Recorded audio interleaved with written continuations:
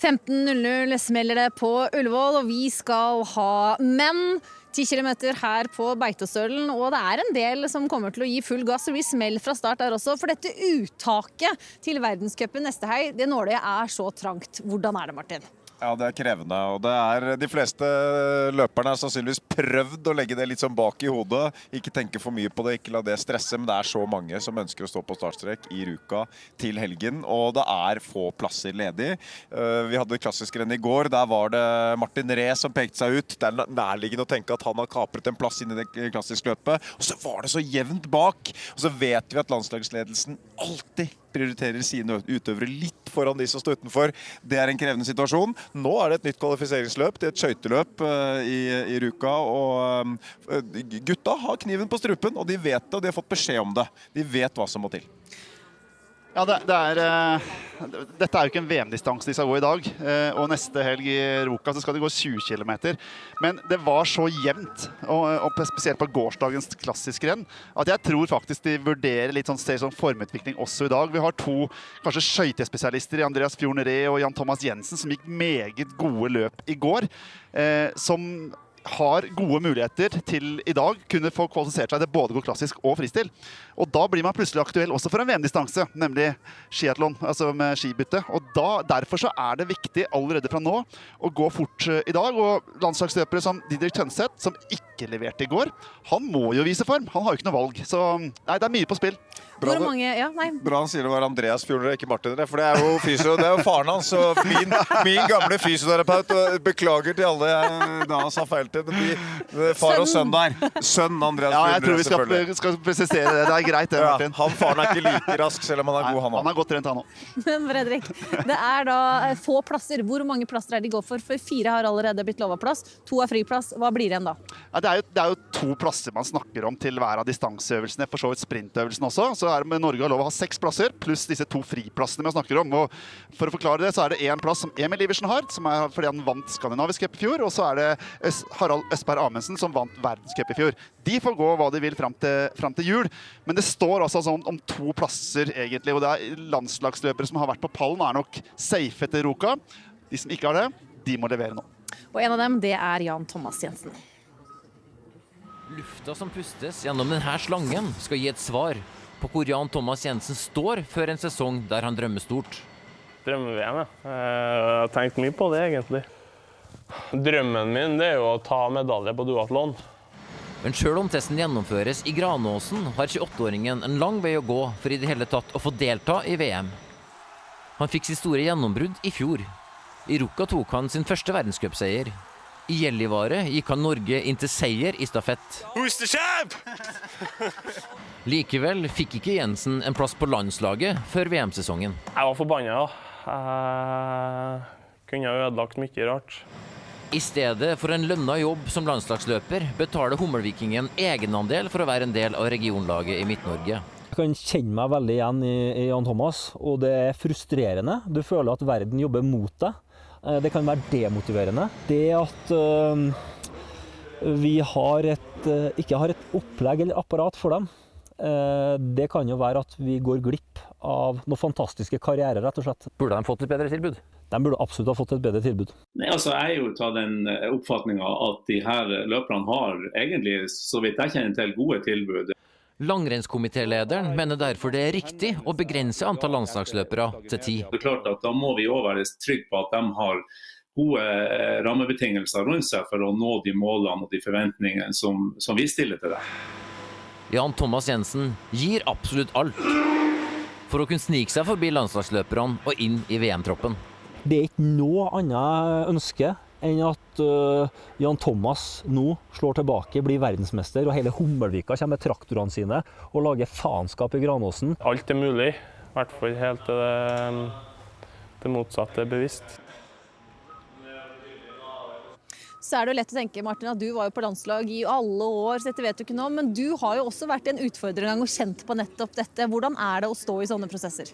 Ja, de aller fleste landslagsløperne som er etablerte, med mindre man er sånn supertalent som bare dunker rett inn i seniorklassen og herjer, så har ja, altså vi har stått og dunket huet i den der veggen, prøvd å komme inn i den skiforbunds indre sirkelen lenge og vært frustrert og grått våre bittre tårer. Jeg har ligget på sofaen og grinet mye over uttaket jeg ikke har vært med en del av, eller mesterskapet jeg ikke har fått med meg, eller tilsvarende. Jeg tror veldig mange av de som også er på landslaget nå, spør Martin Nyenge hvor mange ganger han har prøvd å slå gjennom og komme seg inn på det laget. Nå er han en av de stjernene, og jeg er helt sikker på at det kommer til å skje med Jan Thomas. Spørsmålet er jo bare når skjer det, og skjer det fort nok for hodet hans?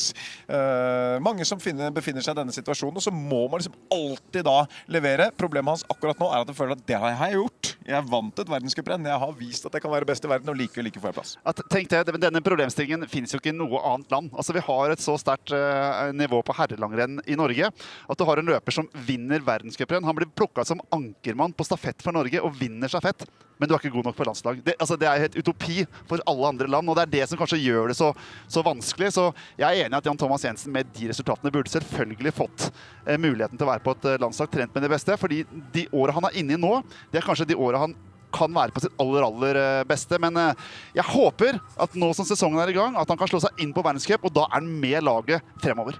Ja, og mer overordnede diskusjoner er hvor mange landslagsplasser man ble stående igjen da, etter fjorårets sesong og inn i en mesterskapssesong som er vesentlig og viktig for veldig mange. Man valgte å skalere ned, minke antall herreløpere, og ja. Politisk diskusjon, hvor stor administrasjon, hvor stor utøvergruppa. Vi skal kanskje ikke ta det nå, men kast den opp. Det er lang vinter. Det er lang vinter. Vi kan diskutere masse om dette. Det som er helt sikkert er at det er mange som vil inn i denne indre sirkelen som Martin snakker om, og Jan Thomas Jensen han er ikke den eneste som gjør alt han kan for å komme på innsida. Andreas Fjorden Ree ga full gass opp den siste bakken, men havna akkurat utenfor seierspallen på gårsdagens klassiske 10 kilometer. Fjerdeplassen var likevel en sterk søknad om å få gå verdenscupåpninga i Ruka neste helg. Er dette det beste du har gjort på klassiske ski? Ja, det er nok definitivt det. Det er kanskje det beste jeg har gjort på skia, for så vidt. Du verden for en imponerende 5-mil! Ree fikk sitt store gjennombrudd i 2022, da han tok et suverent NM-gull på 5-mila i Harstad. Men i ettertid har det vært 2 tøffe år for 24-åringen fra Støren. Jeg var jo rett og slett underernært på et tidspunkt der. Hvordan ble du underernært? Nei, det er bare at litt dårlig fokus på ernæring underveis på trening, og mange treningstimer er liksom litt for sløvt å få i meg næring. Da. Så rett og slett så liksom litt underskudd over lang tid, da, uten at jeg tenkte så mye over det. Så når jeg kom inn på rekrutt, så var det liksom noen blodprøver som ikke var helt bra. Så da var jeg få rydda opp i det, da. Gårsdagens vinner er imponert over snuoperasjonen Ree nå har vært igjennom.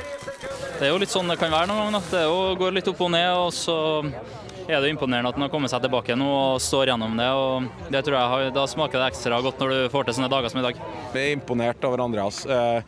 Jeg har jo ryktes at han er i god form. Vi gikk nå sammen med ham i Idre og var i god form der. Og han gikk nå så fort i klassisk i fjor at han fikk gå worldcup i klassisk også i fjor. Men han er historisk sett kanskje et knepp bedre i skate. Og Nossum skal følge godt med i dag, og han har lagt lista høyt for disse, Fredrik.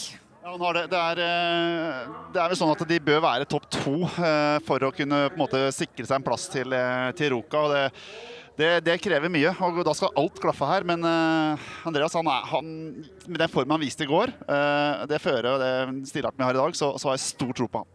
Hva tror du, Martin? Jeg er enig med Fredrik. Han har alle muligheter, og så gjelder jo det samme for Jan Thomas Jensen. Han må sikkert være i nærheten av topp 2 han også for å komme seg med. Så disse gutta kjemper, og vi vet at det er landslagsløpere som også var skuffet i går, som er helt nødt til å prestere i dag. Og det betyr høye skuldre i startområdet. Rennet er allerede i gang, og Stenberg, du har startet jakten på de som snart legger i vei i snøværet. Ja, det er jo straks startnummer 48 som skal ut her. Emil Skaftnes fra Ullensaker som skal ut i snøværet. Gleder du deg til dette? Ja, det her blir bra. Fy fader, det blir tungt, men det er bare å fullføre. Jeg fullførte ikke i går, så i dag så må jeg fullføre. Det er ikke bra å bryte etter 3 kilometer. Nei, det er ikke bra. Så i dag lover du å fullføre? Ja, jeg har trent for å fullføre, så i dag så er det bare å kjøre på. Hva slags mål har du for dagen da? Først og fremst fullføre, så få godfølelsen. Det er viktig nå med første år senior, det er viktig med selvtillit, så bare kjøre på, tenker jeg. Lykke til, og så har vi rett bak her startnummer 48, Martin Mollestad fra Oddersjå. Og Oddersjå de fyller 150 år til neste år. Og det er en sabla kamp om å komme på det stafettlaget, fordi det skal jo gå på ærverdige Gåsbø, som skal arrangere 10. NM. Dere blir 150 år. Fortell litt om denne kampen på stafettlaget. Nei, det er jo stas når det er jubileum, 150 år. Så er det jo, vi har bare hatt 2 eller 3 løpere tidligere, men nå er det 4 da, og vi er på et ganske likt nivå da, så det blir veldig kamp om å komme til det. Det blir vel uttak kvelden før for treneren, tenker jeg. Du, hvordan er skiforholdene på Sørlandet? Nei, vi har jo Sandrip da, en halvtime unna Kristiansand. Men nå har jeg og broren min flyttet til Lillehammer i år da, for å satse enda hardere. God tur. Takk. Bitte litt større. Sendingen sponses av Sport1-butikkene, Fiken, regnskap og faktura for små bedrifter, Ris Bilglass, skifte og reparasjon av bilglass, rørleggerkjeden VVS-eksperten, og opplysningen 1881. Ja, dette løpet er godt i gang. Det er nærmere 45 som allerede har gått ut fra start. 46 faktisk på det første punktet på 2,6. Så leder Mathias Størnes fra Lier, mens på 6,3 så er det Jørgen Harby fra Brøttum som er i teten, og vi skal ha Skaftnes fra Ullensaker ut der. Sier at han har en treningsfilosofi på å trene minst mulig. Han trener ca. 10 timer i uka, en tredel av det er styrke. Får vi se hvordan det har fungert. Men det er blitt ganske så løst nå, ettersom at snøvær har stått på i flere timer. Så det blir en seig 10 kilometer. I går 2 ganger 5 kilometer. Her står Mollestad da, som akkurat ble intervjuet. Refererte til sin bror. De har flyttet til Lillehammer. Og broren heter Thomas Mollestad. Er et stort talent. Ble nummer 5 i U23-VM i fjor, rett og slett. Og skal gå på et litt senere tidspunkt her.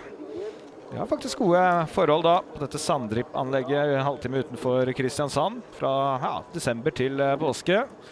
Kunstnerproduksjonen der går. Så sier jo det så at de er Norges eldste sammenhengende skiklubb. Vi fyller altså 150 år neste sesong. Men så er Oddersjå, det kommer fra tysk, har jeg lært. Ordentlich, ja. Det er det som er bakgrunnen for at navnet havnet på Oddersjå. Så de gjør vel ting grundig da, nede i Oddersjå, når de tok det navnet. Her står Sivert Borgen, som er en del av Team Olympiaparken. Har tidligere løper Stian Berg som trener. Nytt team av året. Og målet er rett og slett å ha med folk i U23-VM, junior-VM og, skal vi si, det ordentlige VM i Granåsen. Men der har de Fredrik Fotstad da, kolumbiaderen som er forhåndskvalifisert, så da gjenstår jobben med å få folk til junior-VM og U23-VM. Borgen her er klart best i sprint foreløpig. 16. plass i NM forrige sesong i nettopp sprint. Vi har også en del utenlandske løpere på plass her i dag. Det er nok ikke Bentley Walker Bruce fra Australia som vi forventer mest av, men Hugo Lapalou, franskmannen som i går ble nummer 5 på et raskt føre i klassisk. Når han får sliteføre i skøyting, da forventer jeg at han blir bedre enn i går. Når han da ble 5 i klassisk, da tror jeg vi rett og slett skal sette et litt utropstegn bak han, for han må være i form. Absolutt, han er kapasitetsløper, trives på disse forholdene, sannsynligvis.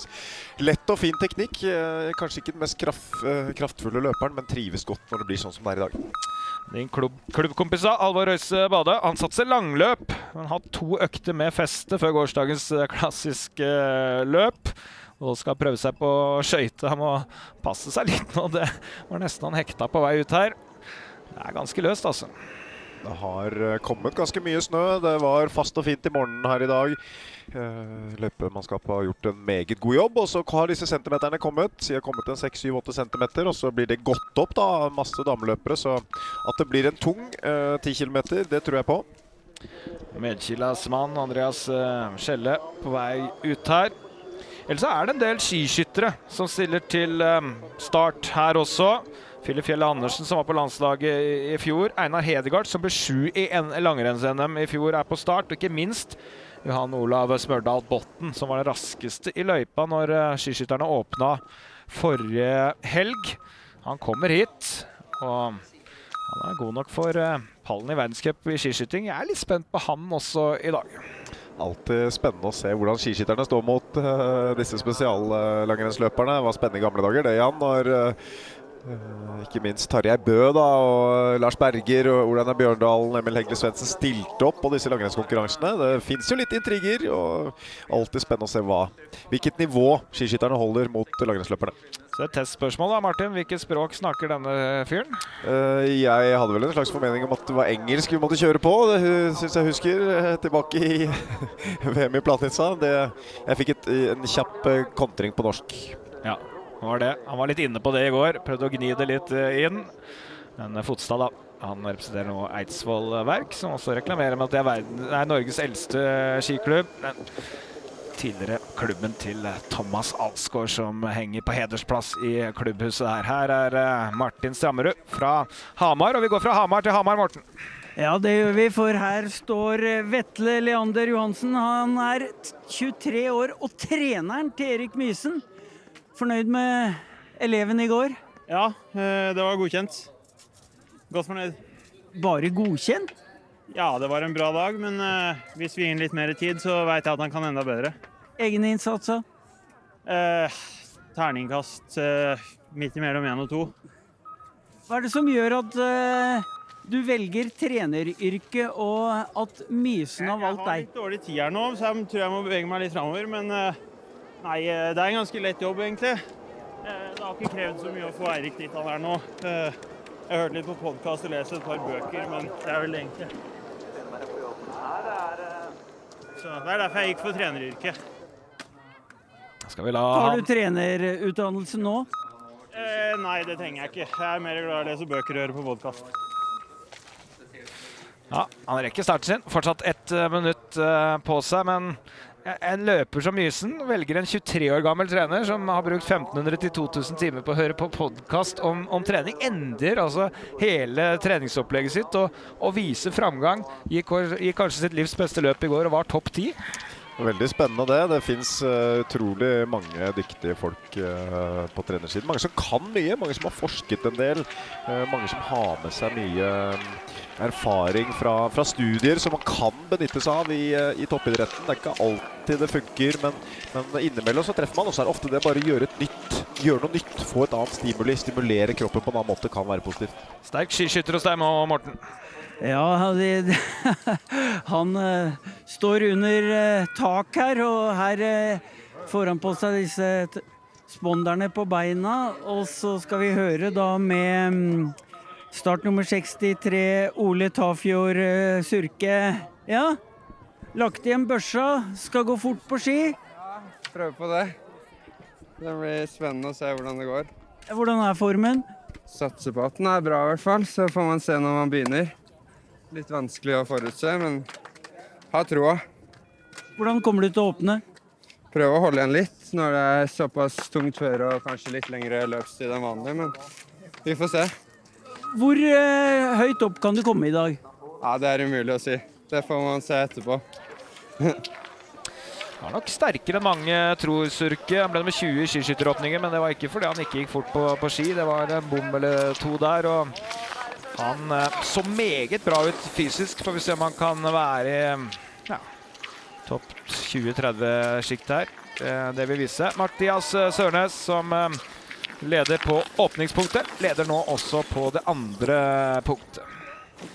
Morsomt når de blir intervjuet 20 sekunder før de skal starte, så er ofte fokuset ønskelig å være på et litt annet sted enn nødvendigvis prate med Morten, men jeg synes han tok det pent. Ja, han gjør det. Her Surke, ble nummer 63 på 5-mila i NM i fjor. Har et junior-VM-gull i stafett da, fra forrige sesong i skiskyting, og har imponert på tester, Fredrik Aukland, for du har undersøkt litt. Ja, den er med på noe som heter en ragdetest, og det er altså en test hvor det løpes på tredemølle, det trekkes på romaskin og det stakes på stakargometer sammenhengende, men da skal skiftet være 5 sekunder, så han har en uoffisiell rekord, men den er diskvalifisert fordi han skiftet sko imellom, så regler er regler.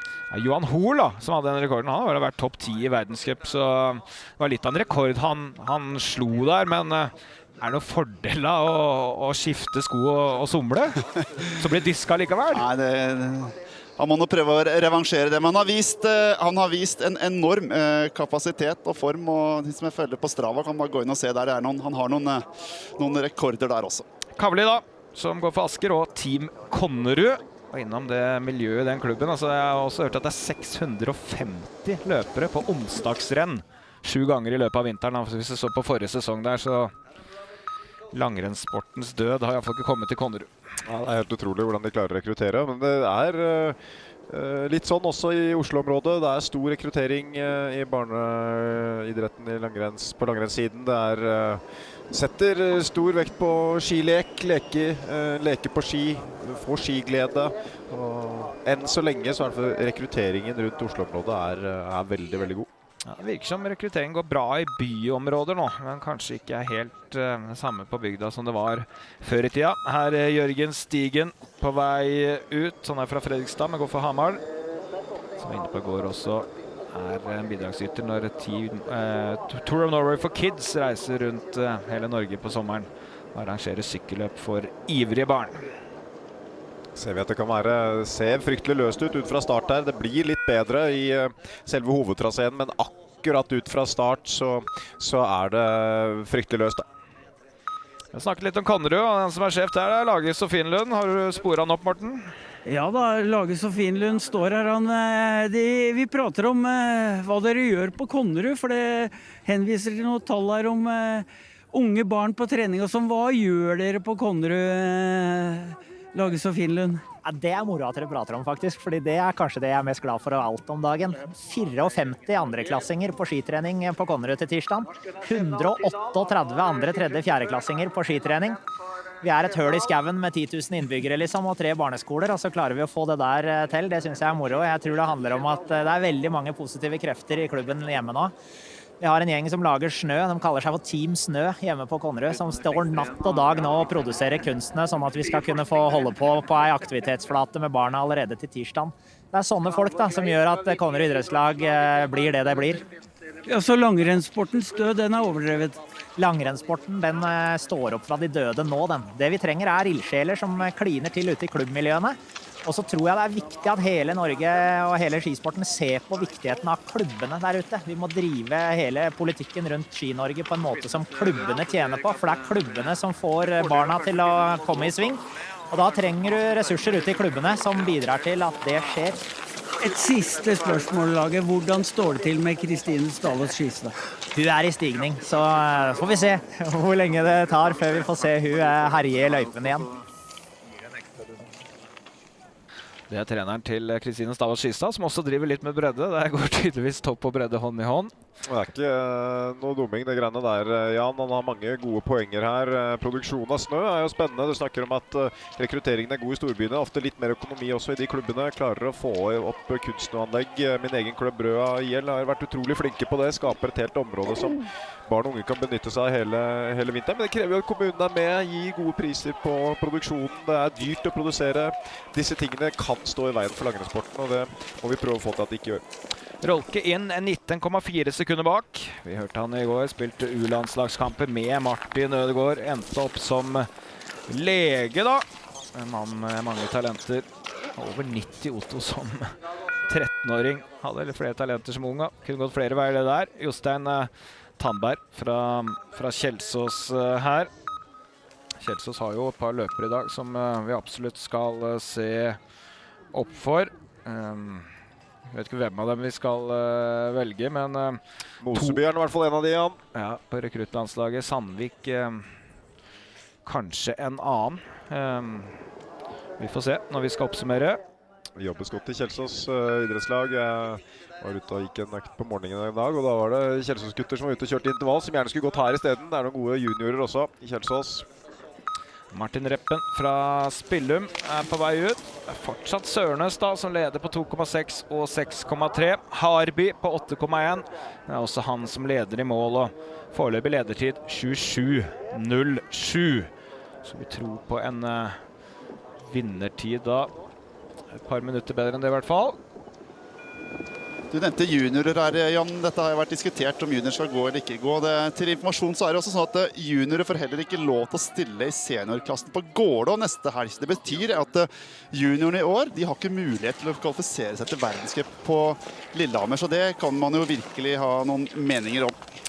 Ja, det er bra Therese Johaug ikke er junior nå da, for hun ble nummer 4 her som junior, kvalifiserte seg til verdenscup senere på vinteren, endte med å ta bronse i VM i 2007. Den veien hadde blitt tyngre hvis hun hadde holdt samme klasse i 2024. Her kommer Vetle Leander Johansen da, denne unge lovende treneren som går for Drammens ballklubb da, som var i ledelsen underveis av stafetten i NM her forrige vinter. Han er nummer 26. Jeg er usikker på om han trener etter samme prinsipper selv. Chanava har ikke fått drømme før i dag, den franske sprinteren. Nei, han går jo med en tung teknikk, det vil si han har mye kraftutvikling i hvert skyv. Setter seg litt grann når han skyver, skaper stor fart på kortere distanser, ikke så lett på de lengre. Her kommer Ola Tafjord Sulke. Ja, her kommer han. Vi forventet litt at han skulle ta en ledelse her, men han tar ledelse med 18 sekunder. Og han tar i fra start her. Kan finne seg en plass i lederstolen antagelig når han går i mål, og der kan han bli sittende en liten stund. Sterk åpning. Spennende å se disse skiskytterne teknisk også mot spesialløperne. Ser de er litt mer rigid i overkroppen, litt mindre overkroppsbevegelse. Sannsynligvis fordi de er vant til å gå med børse på ryggen, skal ikke ha så mye bevegelse der, men det kan også være litt negativt i forhold til å få overkroppskraft ned i snøen. Lars Jongvik, en del av teamet Fossum Elite, går jo for Australia faktisk. Konkurrert internasjonalt i orientering for Norge tidligere.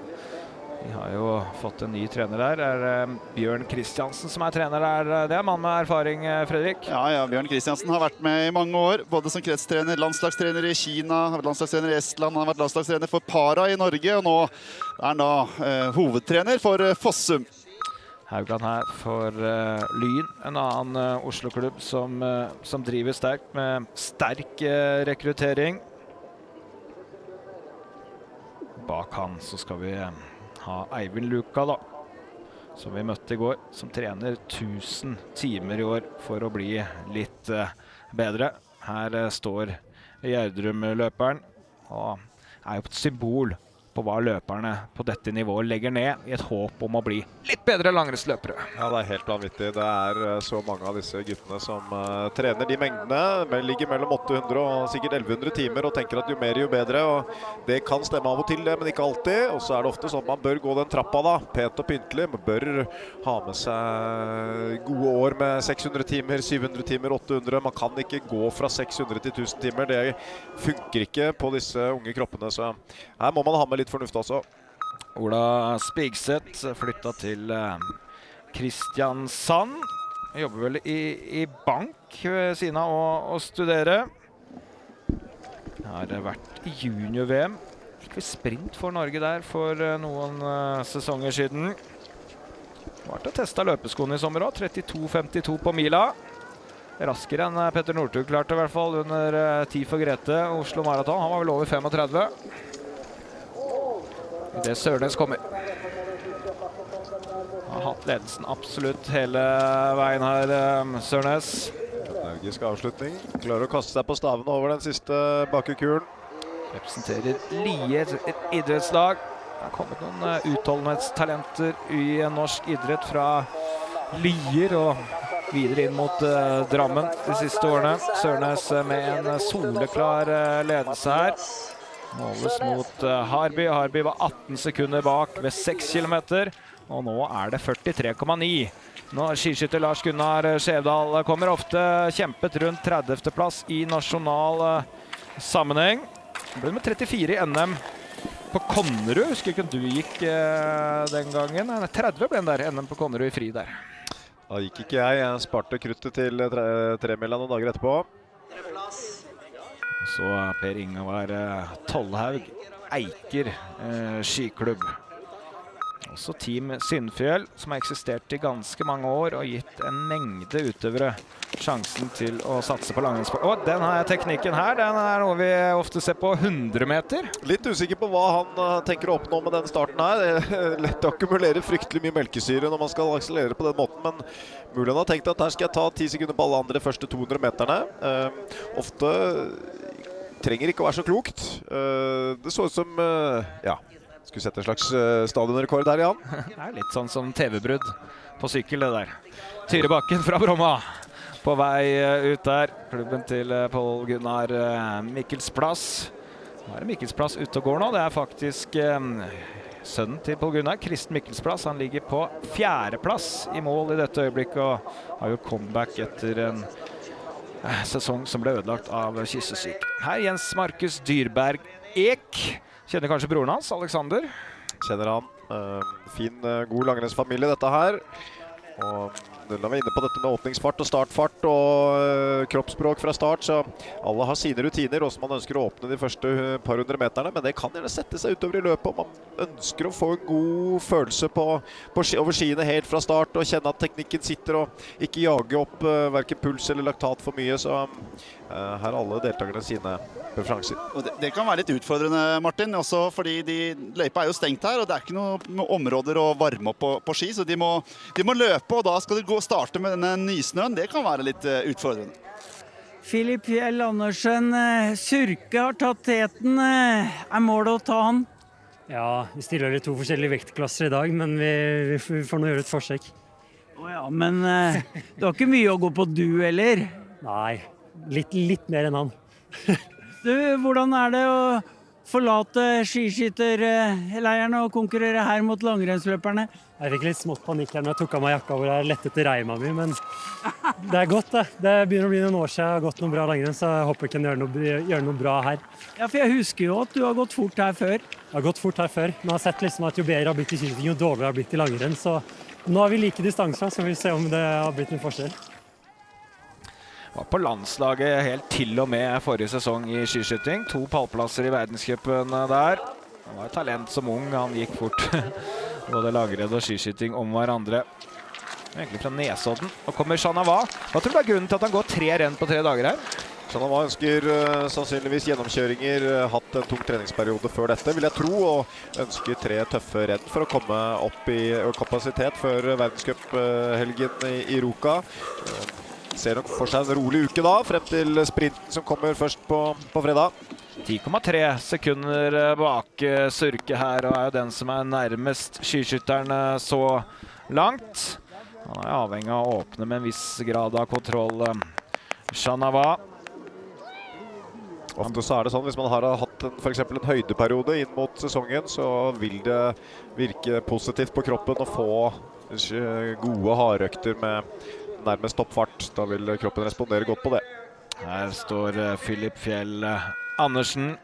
Var ikke i nærheten av å klare å kvalifisere seg for verdenscuplaget forrige helg da skiskytterne åpnet. Gikk så svagt på dag 1 at han ikke fikk gå fellesstarten med de beste løperne dag 2, så det var en strek i regninga, for å si det mildt. Det sies at han holder brukbart fysisk nivå inn i denne sesongen.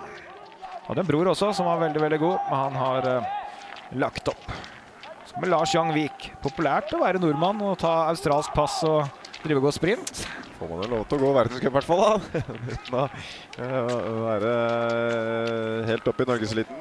Ja, Ellen Søe-Lie har gjort det samme på kvinnesiden. Trenes nå Øystein Pettersen, men har dessverre blitt syk og har ikke fått stilt her. Her er Lars Young Vik da 41 sekunder bak. Den er da i Team Fossum Elite. Her står Christian Kollerud, overrasket på sprinten her og ble nummer 15. Og den som gir Skistad mest matching på trening, sier trener laget. Studerer økonomi da, ved siden av langrennssatsingen. Ganske smart det i Konnerud å la Kristine få matche seg litt mot gutta. Det jo også vært en av suksesskriteriene til Therese Johaug, det tror jeg, at hun har fått lov å matche seg mot sin bror opp igjennom. Og hørte her i stad, Heide Weng var også vært opptatt av hvordan guttene gikk. Jeg tror den evnen de har der i Konnerud, den ganske bra. Så kommer Spigseth, som vi vet ganske rask av natur. Trøbler litt med brillene bak der, Eivind Luka. Det hender at det pakker seg litt med snø, og det begynner å dogge, og så begynner det å ise, og så det ikke lett å gå hverken med eller uten briller.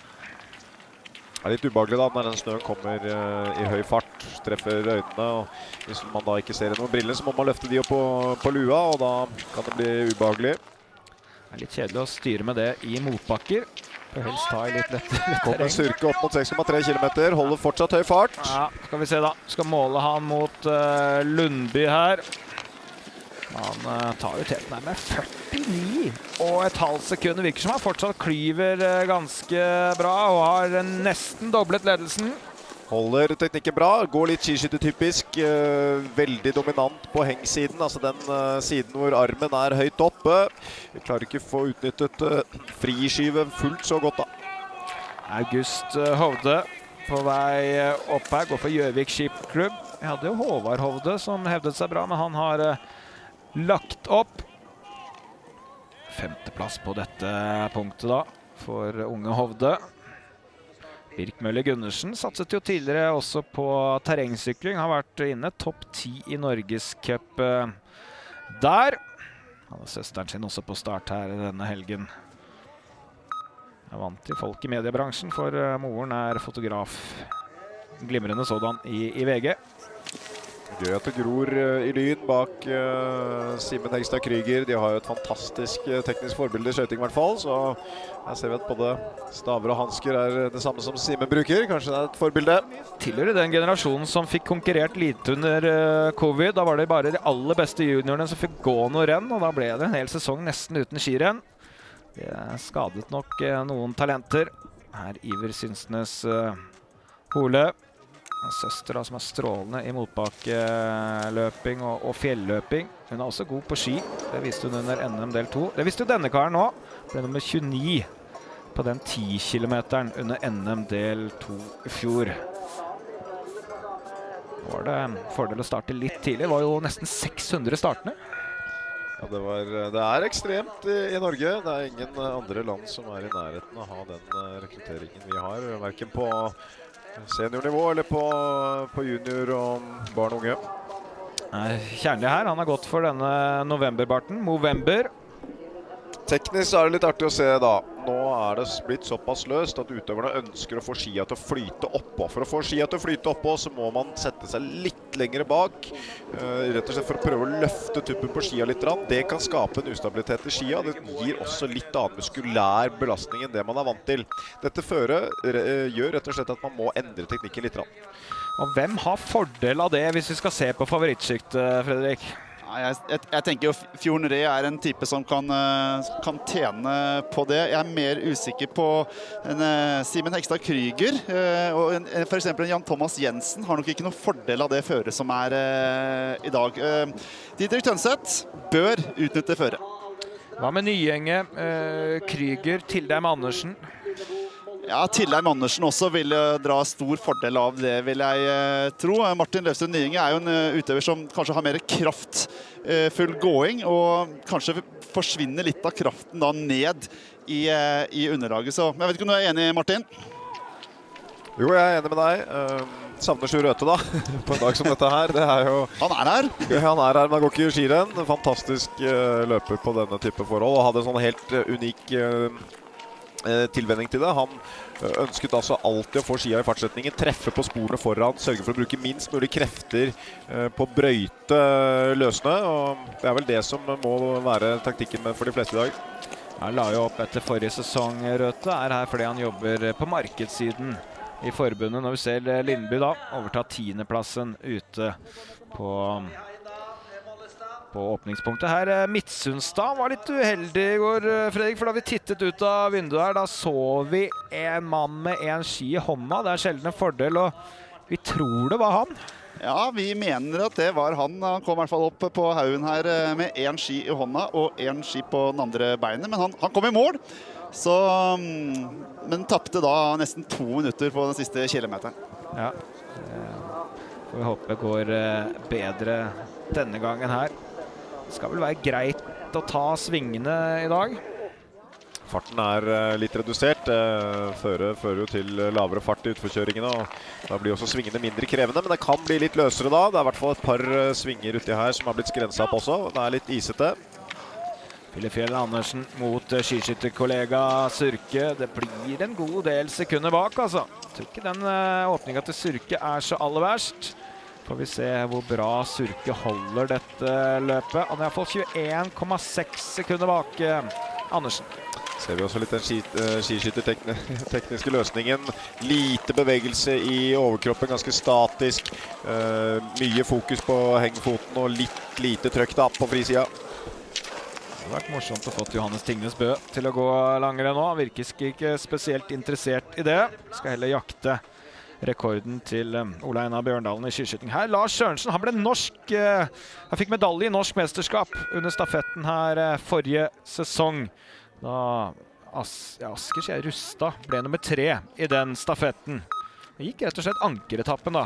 Lars Sørensen, det jo Iver Tildheim Andersen som var en viktig brikke på det laget.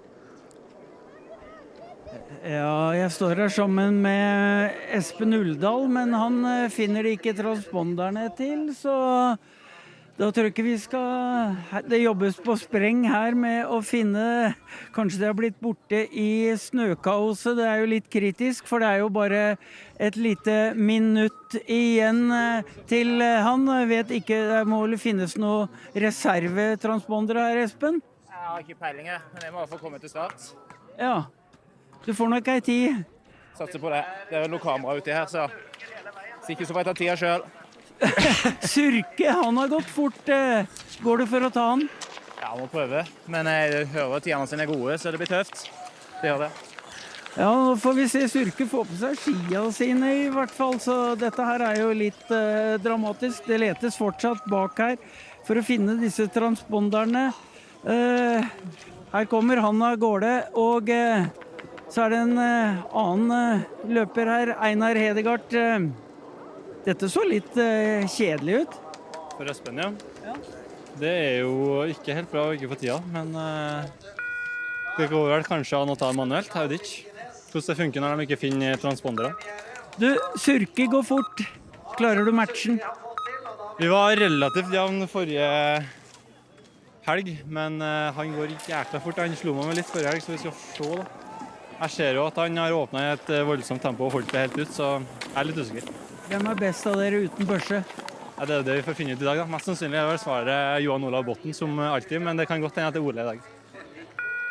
Ja, får se. Her skjer det saker. Bjertnes tar over andreplassen, mens en del sterke skiskyttere gjør klar. Espen Uldal som gikk uten transpondere, også skiskytter han reserve til IBU-laget, som skal åpne sesongen neste helg. Har du opplevd det der før? Jeg har opplevd mye rart, Jan, men transponder har jeg ikke opplevd. Jeg har opplevd å komme for sent I start også, I verdenscup. Det kanskje ikke så mange som vet, men det drømmer jeg fortsatt. Det mareritt om fortsatt. Hvor var det? Det var I La Clusaz, faktisk. Fellesstart I La Clusaz. Bomma på starttidspunktet med et kvarter. Den kritisk. Den var kritisk. Da gikk feltet av gårde. Jeg jogget mot start og lurte på hva som skjedde. Ja, da kan jeg gi opp og åpne rolig I høyden den dagen. Her kommer Astrup Arnesen, meget god sprinter. Og særdeles god her under NM-sprinten I fjor. Var vel ikke innertier her I sprinten for 2 dager siden. Her Einar Hedegaard da, som en skiskytter som går veldig fort på ski. Nummer 7 I NM I langrenn på samme distanse her forrige vinter. Og det sterkt. Det sterkt å hevde seg I dette beitet her. Og spennende å se hva han kan få til I dag. Da var det en voldsom kamp mellom han og Botten. Men Botten ble 6, og Hedegaard ble 7. Botten skal da gå ut på 151. Og han nok den antatt beste skiskytteren til det motsatte bevist. Har det vært en liten ordkrig I media også da, eller sosiale medier mellom langrennsgutta og skiskyttergutta, så det klart et godt skiskytterresultat her I dag. Det ville jo ikke gitt noe mindre bensin på det bollet. Thoresen, en del av Fossum Elite nå, selv om han går for Røa. Lagt opp styrketreningen sin en del, og det sies at han i framgang. Det det som spennende med disse yngre løperne, at man får hull man skal tette om. Skal vi ta Surke mot mål først? Ja, inn i den aller siste bakken med Surke. Vi skal måle han mot Sørnes, hadde 49 sekunder til Sørnes da ved 6,3 kilometer. Han begynner nok å kjenne det litt. Det har ikke blitt så mye mer i hvert fall. Nei, kan hende at han åpnet i grenseland hardt i dag. Det i hvert fall en stiv Ola Tafjord Surke over toppen av den siste bakken her. Prøver å få med seg fart ut mot oppløpet. Sedeniussen, det fine startnummeret 100, nummer 4 på åpningspunktet, der vi ser Surke fortsatt leder. Inn på oppløpet med Surke, har bare 40-50 meter igjen her. Fysisk meget solid, viste form altså langrennsmessig forrige helg under skiskytteråpningen, og kjemper seg inn her. Går cirka like fort da som Sørnes, tapper faktisk bitte litt mot slutten. Så han bare vente og se. Innta lederstolen og se hva det holder til. Ja, det var sannsynligvis en liten sprekk der, og det kan jo ofte skje det med skiskyttere når de går spesiallangrenn. De får ikke disse små pausene underveis til å roe pulsen ned. Det kanskje ikke nødvendigvis skytingen, men den lille perioden de gjerne har på vei inn mot skyting, som gir en litt annen ro i løpet enn når de holder det i gang hele veien. Ja. Skal vi se hvordan det går med Midtsundsdal der nede. Ser i hvert fall ut som utstyret som det skal være. Det Chanava foran han, som har gått en runde mer. Det jobber ganske tøft også nå. Muskuløse Chanava her i bakken. Og det fascinerende å se, altså en av verdens aller beste tekniske langrennsløpere, vil jeg påstå. Lukas Chanava, han kollapser fullstendig her, og det ikke så fryktelig mye god teknikk igjen. Nei, skal se han med litt andre hastigheter, litt flatere terreng. Senere i sesongen. Han kanskje den største utfordreren til norsk gull når vi kommer til skøytesprint under VM. Ja, han en fantastisk skøytesprinter, og følg med på når Lukas Chanava går sprint i dobbeltlands. Det helt vanvittig å se på hvor mye kraft som utvikles. Jeg har sett den gutten i styrkerommet også. Det massive greier. Jeg er ikke så halvgjern selv. Nei, det var i et styrkerom sammen med det franske landslaget en gang med sprintere, og det var flere som kunne ta i der, at det var redd at det skulle ramle vekter over meg, for de røska dro i alt som var. Og det trøkk i de gutta, de prioriterer mye styrketrening og har mye kraft, samtidig som de da jobber selvfølgelig med å få det ut på snøen. Skjold her fra Åsen idrettslag, den DM av Team AF håndverk. Han nummer 6, 18,2 sekunder bak. Det var jo Åsen som vant NM-stafetten forrige sesong i disse løypene. Skal ha Magne Haga da, han jo litt sånn sliter på denne type føre han. Kan han overraske her igjen? Vi får jo et par jokere på start i dag som ikke har stått på start før i helgen. Han en av de, samtidig som vi venter jo litt på... Ja, nå står det stille for meg, Jan, men... Jeg skal få se, jeg tror Haga gikk, men du la kanskje ikke merke til ham. Han var ikke helt på riktig side av resultatlista i går. Men det jo flere av den klassen der, og den som vi kanskje venter mest på Gøran Tefre, da, som vant den NM-distansen i fjor, når Haga også var på pallen, som har stått over helt i dag. Det riktig, han venter vi på. Det blir spennende å se. Han har vært tent før dette løpet, og det klart han jager en landslagsplass, eller i hvert fall en plass på laget til Ruka til helgen. Kristoffer Berseth fra Strindheim ut en meget god løper. I mål handler det nå om deg, Ole. Hvordan var det her? Ja, det var tungt. Det var en god første runde, og så ble det litt for tungt på andre runden. Hvordan det for dere skiskyttere å prøve dere i sånne løp? Det veldig gøy. Det deilig å gå uten børsa når man vant til det, og så det litt uvant med åpningsfart og sånt, så bomma nok litt i dag, men jeg fornøyd. Hvordan det med skirenn som gir istapper på Ømbryn da? Ja, det tungt. Det tungt å gå i det snøværet her. Så det koster, men det blir jo litt farlig, så det gøy. Eirik Senstad på vei opp her nummer 9, 23,5 sekunder bak. Han også en Åsen-løper. Navnet lett etter i stad her, Jan, og Eirik Sverdrup Augdal. Tror jeg blir en spennende mann å følge i dag. Han ble jo norgesmester på tampen av sesongen i fjor. Ja, han vant den 5-mila i grusomme forhold på en drøy tid. Det var en ordentlig utholdenhetstest. Hvor han til og med stoppet og smørte underveis. Det er ikke så ofte man gjør på det øverste nivået i norsk herrelangrenn. Det ble litt omstridt i etterkant akkurat det, men Haugdal har vært en god skøyter i mange år. Helt siden han kjempet i toppen i junior-VM for mange år tilbake. Her står Sander Haugvik Jensen som går for Årvoll.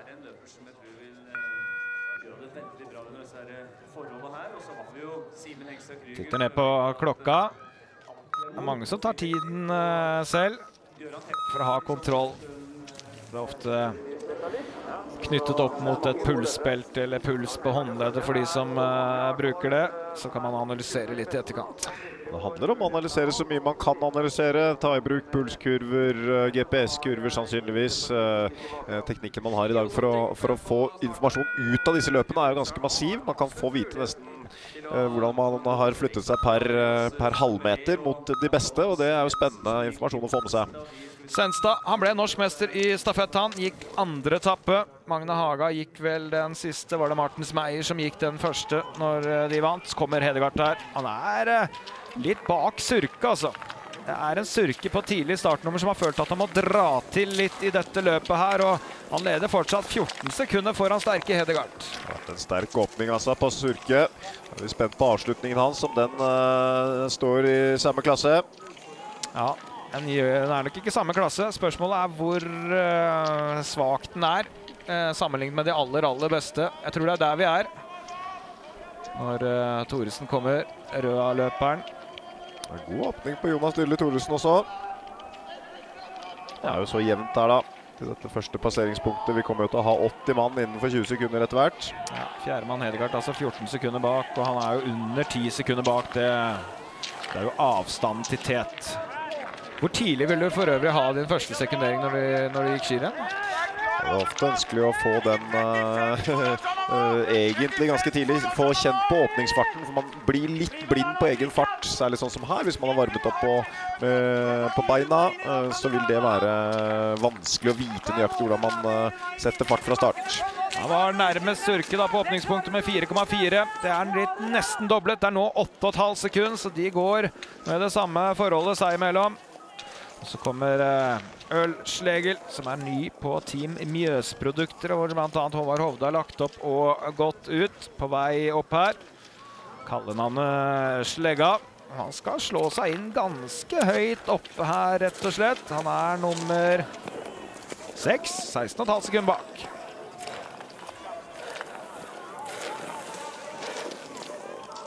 Titter litt bort, tyder på at han har brukbar kontroll på intensiteten. Men når du får en tidlig sekundering, vil ikke det påvirke ditt eget løpsopplegg? Jo, det kan slå begge veier, men for min del så var det ofte sånn at det er godt å kjenne på om man er der man skal være. Man kan fort da etter en tidlig sekundering, hvis man går fortere enn det man hadde tenkt å sette for seg, så kan man finne en ro ut av det. Og hvis man har roet det i vel stor grad, så kan man også gjøre en justering. Veldig opptatt av å gjøre disse små justeringene hele veien. Selv om løpsopplegget nødvendigvis var en annen plan, så må man jo hele tiden være dynamisk når et løp først er i gang. Magnus Vesterheim for Kvæfjord idrettslag, Team Aker Dæhlie og langløpslaget der. Prøver seg i fristil her. Det er nok ikke alt for mange hardøkter, i hvert fall, som går i skøyting. Nei, det er jo denne dobbeltdansen man gjerne kan utnytte hvis man blir en god staker, at man står sterkt i dobbeltdans. Så ser vi Alexander Elde Holmbo kjøre dobbeltdans langt opp i bakken.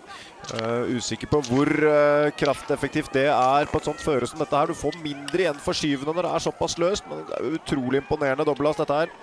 Ja, her er Ånjuli Bygland som trener i Team Elon Oslofjord, regionsatsingen til forbundet. Her har vi 117 da, enda en Åsen-løper.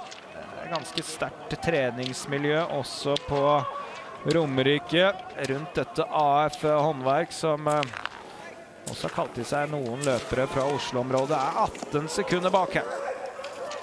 Laget som Finlund var innom dette her i sted, hvor viktig klubbene er i norsk langrenn, og det tror jeg ikke man snakker nok om, hvor viktig alle disse klubbene er. Kommer Henrik Kvennås, ganske god passering. Bakerst av disse da er nummer 3, 8,5 sekunder bak. Det er sterkt av Byåsen idrettslag sin løper.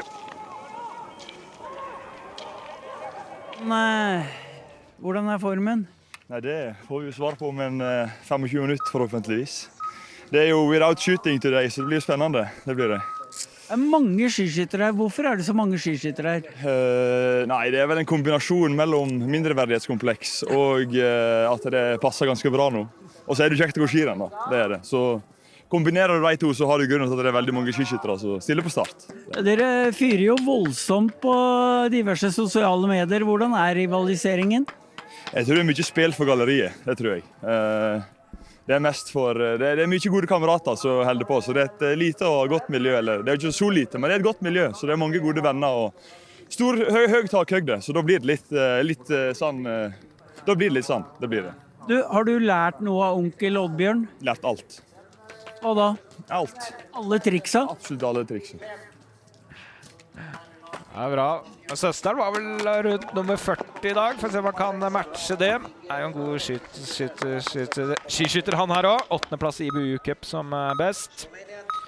Slovenske på start her med Miha Licev. Tidligere ikke blant de slovenene som har hevdet seg i verdenscupen. Nok mer spent egentlig på Grindhagen som kommer bak der. Starter halvminuttet bak Grindhagen. Han har gått 2 junior-VM for Norge.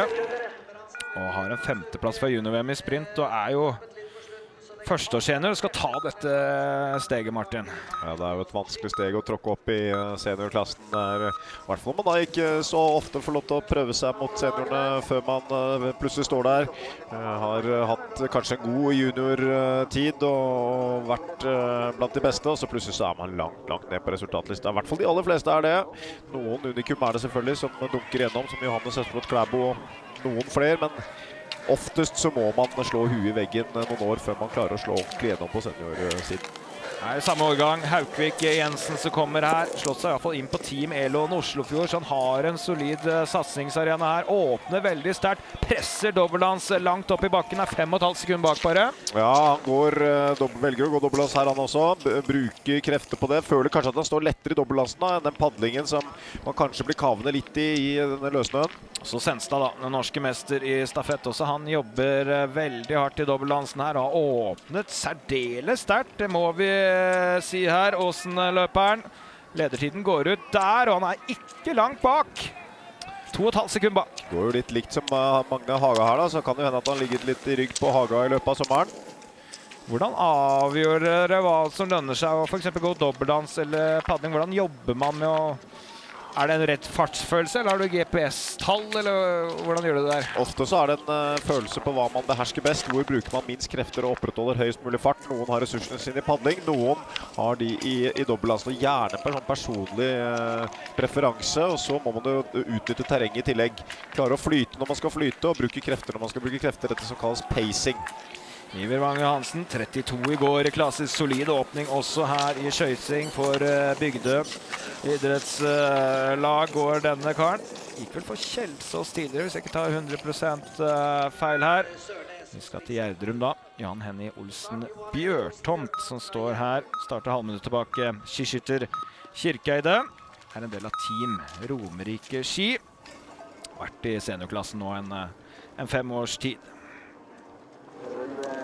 Gjerdrum, klubben Maiken Kaspersen Falla, representert i mange år når det haglet inn med VM og OL-gull og det som var. Det en sterk skiklubb dette her. Jeg tror ikke Maiken like engasjert i den klubben lenger, og har flyttet litt på seg.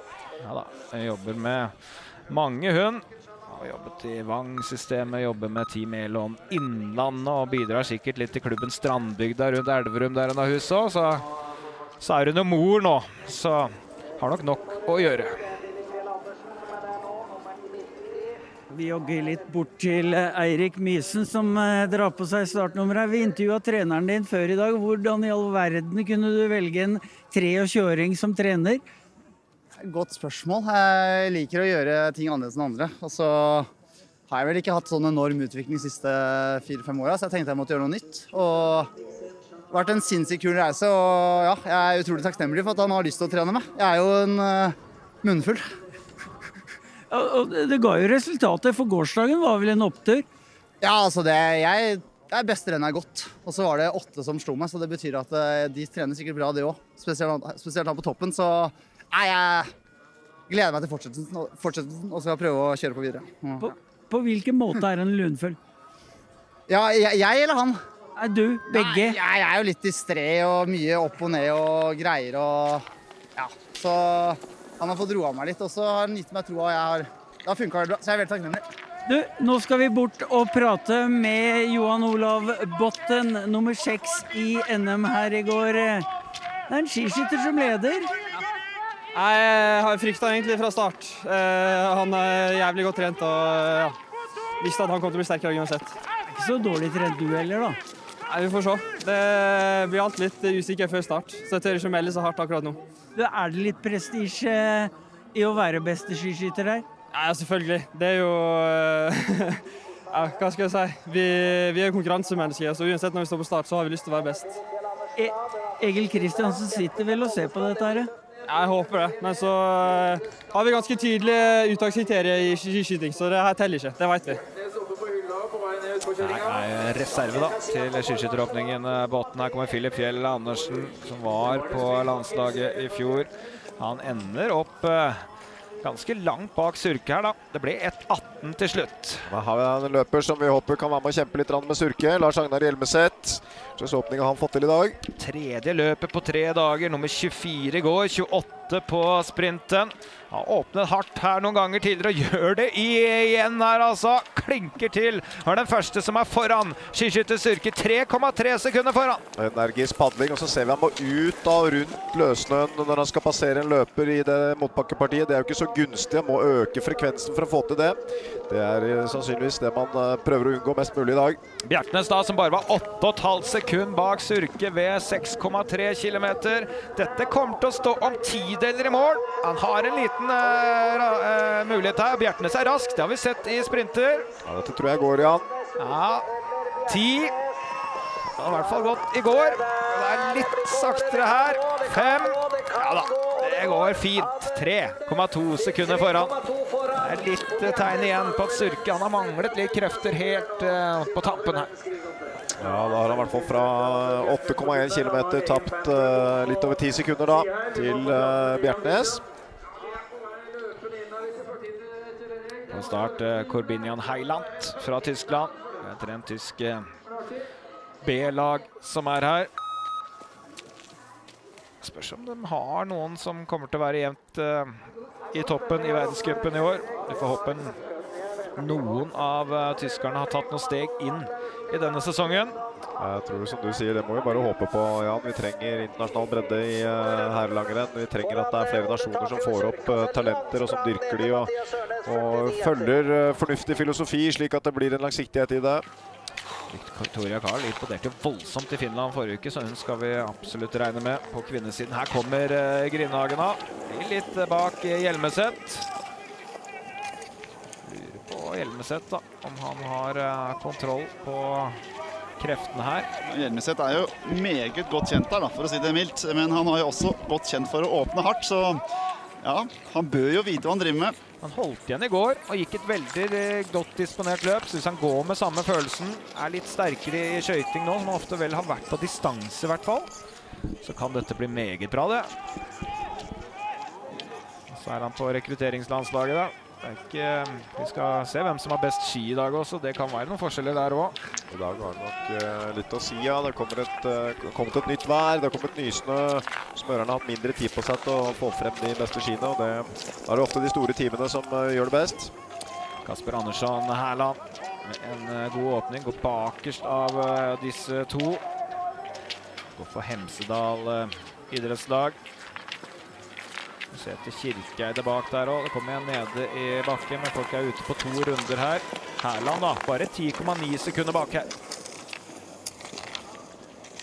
Så kommer Hjelmeset Kirkeide. Han har tatt sjansen på en pangeåpning. Skal være veldig jevnt med Ole Surke her på dette åpningspunktet.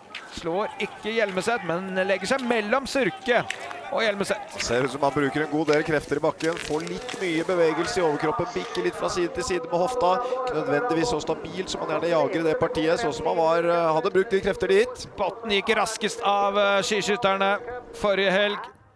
Han gikk fort, men skjøt litt for mye bom på sprinten, som gjør at han ikke på verdenscuplaget fra start her. Eirik Mysen, nummer 9 i går. Ny klubb i år, Bygdø, gjort om på alt, og det ser ut til å ha fungert. Det er alltid gøy når man gjør justeringer såpass, kall det opp i årene, som Eirik Mysen og får respons på det. Da risikerer man å få voldsomt tro på det man holder på med, og står i de endringene. Spent på om han får til tilsvarende løp i dag. Over 30 år nå, men disse endringene har fungert foreløpig. Følt seg bra på trening over lang tid. Har egentlig forhåndsvarslet det resultatet i går selv. Det var nesten så han havnet inn i diskusjonen rundt verdenscup-uttaket i går. Gunnulfsen vel i den diskusjonen, og Mysen var ikke langt bak. Det var tett mellom de gutta i går, og da tipper jeg han har tatt med seg en del selvtillit inn i dagens løp. Så kommer Håbrekke. Vi vet han en rask mann. Har jo gått verdenscup for Norge i sprint. På Byåsen altså. En del team Elon Midt-Norge. Den følelsen gutta gjerne skal kjenne på når de passerer 2,6 km, at de har klart å holde høy fart, men brukt minst mulig krefter. At man har klart å tape færrest mulig sekunder uten å bruke kreftene enn så langt. Likt med Surke mål, eller skal jeg si at Hedegaard går ganske fort der ute. Han bare 3 sekunder bak Surke nå, har tentet inn 16 sekunder fra 6,3 til 8,1. Så Hedegaard, han kan fort ta ledelsen i mål hvis han fortsetter. Når vi har Sivert Leander Johansen på vei opp her. Offensiv gåing på Sivert. En del av Team Mjøs-produkter han også. Han har fått så mye bøter i år at laget mener han kan finansiere hele neste års sesong med dette her. De spøker med at han må ta kredittkortgjeld for å betale alle lagbøtene. Vi har tydeligvis et sånt system som mange fotballag har. 12 sekunder bak her. Jon Rolf Skamo Hope. Det også en kar med kapasitet. Bare noen år siden han var høyt oppe på stort sett alle nasjonale renn og hatt et par år litt nede. Ja, her står Andreas Fjorden Re og skal ha på seg skisko. Det 5 minutter igjen, Andreas. Du ikke stresset, du? Nei, da skal jeg ha gått igjennom. Du, i går gjorde du ditt beste skirenn ever. Hva kan du utrette i dag? Nei, jeg får prøve å gjøre noe lignende, så da blir det bra. Så, Hva slags målsetning har du i dag, da? Jeg prøver ikke å bli slått av skiskytteren, i hvert fall. Ja, voldsom prestisje mellom skiskytterne og langrennsløperne. Ja, den går fort, den. Så, ja. Den kommer til å gå fort, da. Du, det en tur til Ruka som ligger i potten for deg i dag? Ja, kanskje. Så, nå må gå fort. Ja, mest sannsynlig så skal han vel til Ruka for å gå klassisk, så jo spørsmålet om han skal dit for å gå skøyting også. Det tror jeg litt opp til Andreas selv. Jeg vil tro han slo seg inn på klassisk lag i går, med et godt klassisk skirenn tett på pallen, og så får Jensen å se om han får gå begge distanser der borte, i hvert fall på distansesiden. Hjelmeset i ledelsen foran Kirkeide og Surke da, som har en delt tredjeplass med Håbrekke når det Vegard Sivertsgaard som på vei opp her. Tydals løper, også en del av regionsatsingen i Midt-Norge da. Og legger seg på den avstanden hvor vi har veldig, veldig mange løpere. Mange mellom 10 og 15 sekunder bak, eller 10 og 20 sekunder bak. Så spørs det hvor billig de har fått denne åpningen. Det jo her en løper som Johannes Østfold Klæbo helt unik, klarer å legge seg på nøyaktig den åpningsfarten han skal ha. Gjerne 4-5 sekunder bak på første åpningspunkt. Likevel passerer han da sannsynligvis med følelsen av å ha mye å gå på. Altemiras fra Andorra jo en ordentlig O2-snapper. Det har han vist i siste bakken i Tour de Ski mange ganger. Andorra jo en arena for mange av de beste syklistene i verden som holder til der på både samling og bor der. Her kommer Hedegaard da, som vi har varslet, har en sjanse mot Surke, var bare 3 sekunder bak og hadde forsprang på Bjertnes da, på 3,5 sekunder ute ved 8,1 kilometer. Har hatt tiden å gå på, klarer han dette da? Fått beskjed nå, og jeg skal love deg, han blir motivert når han i hvert fall blir sekundert mot Sørke. Skal ha dette under kontroll. Hvis han bare holder seg på beina hele veien inn her, Hedegaard. Avsluttet start og tar ledelsen i denne skiskytterkampen. Så vet han at Johan Olav Botten, han kommer bak der. Han tar ledelsen i rennet her. Sterk siste runde sammenlignet med Sørke. Så er det Solheim Mikkelsen som også er en rask mann. Hadde veldig gode dager under NM i fjor.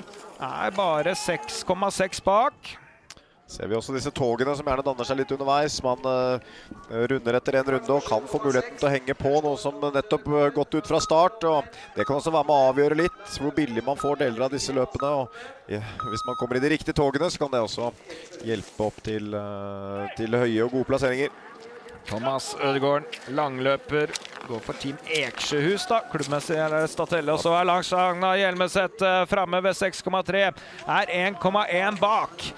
Ja. Litt mer kantete over kuren der, synes jeg. Han tappte da noen få sekunder til Sørke. Og så kommer Botten. På etterskudd. På rekruttlandslaget.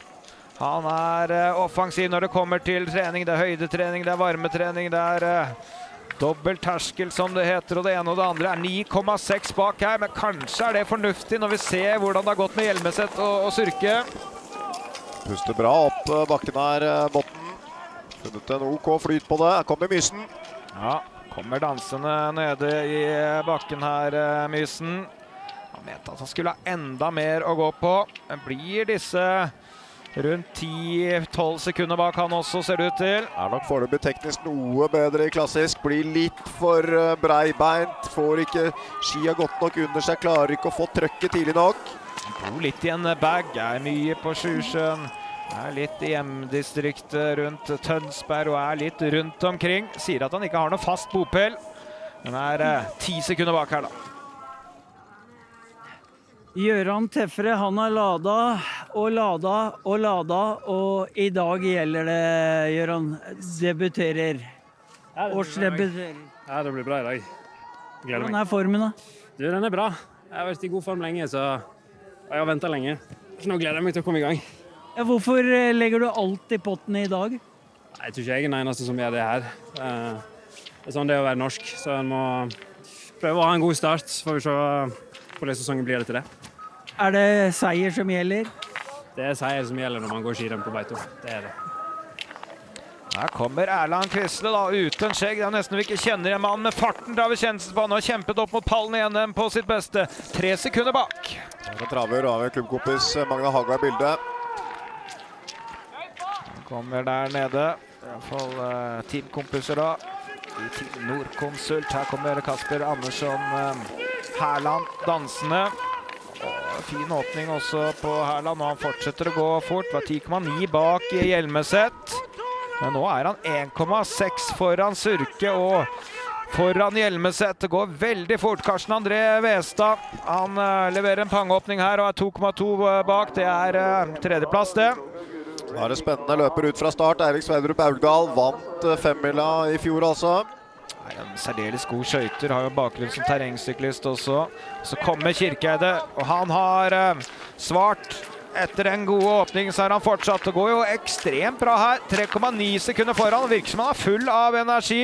Virkelig energisk gåing. Skamo Hope, som har bodd her på Beitostølen og virkelig kjenner dette området. Han tar teten på åpningspunktet med en tidel. Og så kontrollert ut der fra Skamo Hope. Halvard Johannes Hale, tatt medalje for Heming i NM-sammenheng i stafett. Det var vel 2 år siden. Går jo fast i verdenscup, går mesterskap for Estland. Men nå skjedde det mye her altså. Jeg må si at Kirkeide har virkelig overbevist mellom 2,6 og 6,3. Det blir ganske lett da, jevnt der også. Her Andreas Fjordre vant et testrenn i skøyting mot elitelaget, også borte i Idre. Fulgte opp i går med en fin fjerdeplass. Det er en ekstremt spennende start han gjør her. Landslagstrener Erik Myhren Nossum har snakket godt om Andreas Fjordre hele høst, og ble vel overbevist også i Idre om at disse ryktene stemmer. Ja, han en løper som ekstremt nøye i treningen sin. Bor oppe i Trondheim. Flink til å få skia i fartsretningen ut fra start, synes jeg. Så kommer Jonas Vika mot åpningspunktet. Hele karrieren vel vært kneppet bedre i klassisk. Kjempet mye med Hjelmeset i ung alder har han nå. Hjelmeset jo da nummer 2 på dette punktet. Vika legger seg litt bak denne gangen. Får ikke tyngdepunktet godt nok over hver ski. Blir stående litt imellom og dytte med beina. Det blir jo muskulært krevende, så flytter det seg ikke like fort. Ja, går unna her på slutten for Sander Haukvik Jensen, som virkelig har en mulighet. Han sammenlignet med Hedegaard så var han 2,1 sekunder bak ved 8,1. Han da ganske tidlig over toppen her, og kroppsspråket viser at jeg har en mulighet, og jeg har fått beskjed om det. Ja, men han har ikke mange sekunder på seg nå. Det må være en fantastisk avslutning, skal det gå? Ja, det blir på håret dette her. Det blir tideler som kommer til å avgjøre om Haukvik Jensen eller Hedegaard som tar dette her. Han 6 tideler bak. Det var fint. Ja, førsteårs senior. Lurer på om han i familie med den gamle Bislett-generalen med stråhatten på Bislett. 161. Synes jeg fikk en melding om det i NM i fjor. Her står Martin Kirkeberg Mørk. Var jo kanonform for et par uker siden. Testen har vist gode tall. På rekruttlaget. 2 medaljer i NM her. Forrige sesong. 3 dager uten trening i forbindelse med forrige helg og starten av denne uka. Så han derfor stått over helt til i dag. Og Magne Haga, han der. 2,2 sekunder bak. Solid åpning. Dette ser bra ut. Magne går så krafteffektivt på ski. Flyter fint i paddlingen her. Står stabilt over sine. Jeg mener Mørk ble 3 og Haga 2 på 10 kilometer fri. Bak Gøran Teffere her under henne. Jan Thomas Jensen. Jan Thomas, i dag må det gås. I dag, som i går, må det gås. Så folk går fort, så da gjelder det å gå fortere. Og så snør det litt mindre. Kan det ha en betydning for dere som starter til slutt? Nei, jeg tror ikke det. Det så mange som går i løypa her nå at jeg tror det oppgått, og det et spor som går, og det kommer til å være gjennom hele løpet. Så jeg tror ikke jeg har noe mye å si det. Hva må du levere i dag, tror du, for at du skal komme til Ruka? Må levere såpass at jeg tror jeg må på pallen. Altså for å gå skøyterennet i Ruka i verdenscupen, som han vant i fjor, så må han nå kvalifisere seg når den norske mesteren på denne distansen står klar. Ikke sett Gøran Holstad Teffere på start før akkurat nå denne helgen. Bygger seg mye spenning opp om hva kan han få til. Han også må nok inn topp 2 for å klare å komme seg til Ruka neste helg. Vant testrennet til Team Aker Dæhlie. Knuste Musgrave der. Det har vi fått snusen i. Får vi se hvordan han står seg her. Jo en rask løper. Vært god i sprint. Største utfordringen til Gøran i dag nok å treffe med åpningsfarten, at ikke den blir for røff, at ikke jobber på seg for mye syre fra start. Så kommer Joe Davis opp her, og han har jo åpnet voldsomt, altså Briten Davis. Det vil være et sjokk om han skal blande seg inn helt oppe i toppen. En del av Team Aker Dæhlie, han også. Utrolig god åpning da. Simen Hekstad Krüger, det gikk knallbra lenge i går, men hva skjedde litt på slutten da? Nei, si det. Det var litt sånn feil som må justeres inn i første skirenn. Det mangler litt konkurransetrening, men jeg synes det var mye bra å ta med seg fra gårsdagen. Selv om resultatet ble litt sånn så var det mye bra, så jeg håper jeg skal stå ut hele løpet i dag. Ja, åpnet du litt for hardt, eller? Egentlig så tror jeg ikke det, men det var kanskje et par bakker midt i der som var litt tøffe, men neste gang så skal jeg klare å stå ut. Hvem blir den hardeste konkurrenten i dag? Nei, det jo mange som kommer til å bli tøffe. Andreas Fjordner åpenbart i storform og jo utgangspunktet enda bedre på det her, så Iver tror jeg kommer til å bli tøff i dag, så det er vel 2, og så sikkert noen flere også. Og deg selv? Jeg håper å kunne være med å kjempe med de, ja. Augdal, den norske mester på 5 mil, melder seg på. Bare 4 tideler bak. Det er ikke mannen som liker å unnskylde seg, Kryger. Han hadde faktisk litt problemer med svimmelhet mot slutten av gårsdagens løp. Her kommer Botten da, opp mot Kirkeide, men klarer ikke å følge Kirkeide i denne fasen. Nei, han ser pigg ut, Botten også, men Kirkeide gikk jo voldsomt på dette punktet. Ja, det er cirka samme avstand da. Det er det, som det var på det forrige punktet. Så han har fortsatt en mulighet. De tyngste kilometerne gjenstår. Lars Agnar Hjelmeset ledet på åpningspunktet og leder også når han går i mål. Da har han hatt ganske god kontroll på kreften her. Og 11 sekunder, det begynner å bli litt margin, altså, når vi vet hvor jevnt det er på en 10 kilometer. Det er nok det beste løpet han har gjort på lang, lang tid. Lars Agnar har jo hatt en fantastisk avslutning her da, så får vi se hvordan det går med Kirkeide. Og så kommer Mysen, er 8,2 sekunder bak. Da klarer han seg bra. Så får vi se på avslutningen. Oi. Se på dette her, en sjokkstart fra Andreas Fjordendré, som ikke har respekt for noen eller noe. Han pangåpner, og det ser ganske rolig ut. Han går så kontrollert og fint på ski også. Det der så vanvittig bra ut. Og Iver Tildheim Andersen, en av de største favorittene i dag, har tross alt vunnet verdenscuprenn på tilsvarende distanse. Det var vel 15 kilometer den gangen. Han må gå fort i dag for å få gå verdenscup. Iver vet hva som gjelder. Det er topp 2 for Iver også, for å klare å komme seg ut i det internasjonale sirkuset. Nå kommer Edvard Sandvik da, som bor sammen med Andreas Fjordendré. Og det er et godt sted å bo, for nå er det dobbelt til den bopelen der. Dobbelt samboerskap, det er jo helt utrolig. Bor oppe i Trondheim, trener en god del sammen da. Så kommer Vestad, og han har problemer med staven. Se på tiden hvor fort han går, og han trenger ny stav. Gi nå den gutten en ny stav fort. Det går sekunder der, det går litt krefter på det. Han er i ferd med å ta ledelsen når dette skjer. Og han får ikke festet den staven før han kommer godt over den bakkekulen, kanskje ikke før neste utforkjøring heller. Det her taper han sekunder på. Enormt, og han har gått her, Vestad. Og et kritisk punkt å knekke en stav på. Da han har dette partiet herfra nå, videre oppover slag motbakke, så er det kritisk. Han har gått fra Kirkeide med 3-4 sekunder på det samme partiet. De var bare noen tideler som skilte på åpningspunktet. Nå Herland er på vei opp her. Skal måle seg mot Hjelmeset. Han var 7-8 sekunder foran. Skal ha dette under kontroll, men han kommer ikke til å ha like mye som han hadde ved 8,2. Lars Agnar har avsluttet godt. Kasper Andersson Herland fra Hemsedal på vei inn her. Gjort et supertrenn her altså. Og slår Hjelmeset her på tampen. Og kan innta lederstolen. Det var oppsiktsvekkende bra. Det blir litt å svare på denne åpningen til Andreas Fjordendré, Jan. Men kommer Kirkeide, som har ledet hele veien her, og han tar ledelsen. Avslutningen er bra. Han har da gjort en helt rå prestasjon her. Og da slår han sin familie. Det er mye Hjelmeset oppi der da.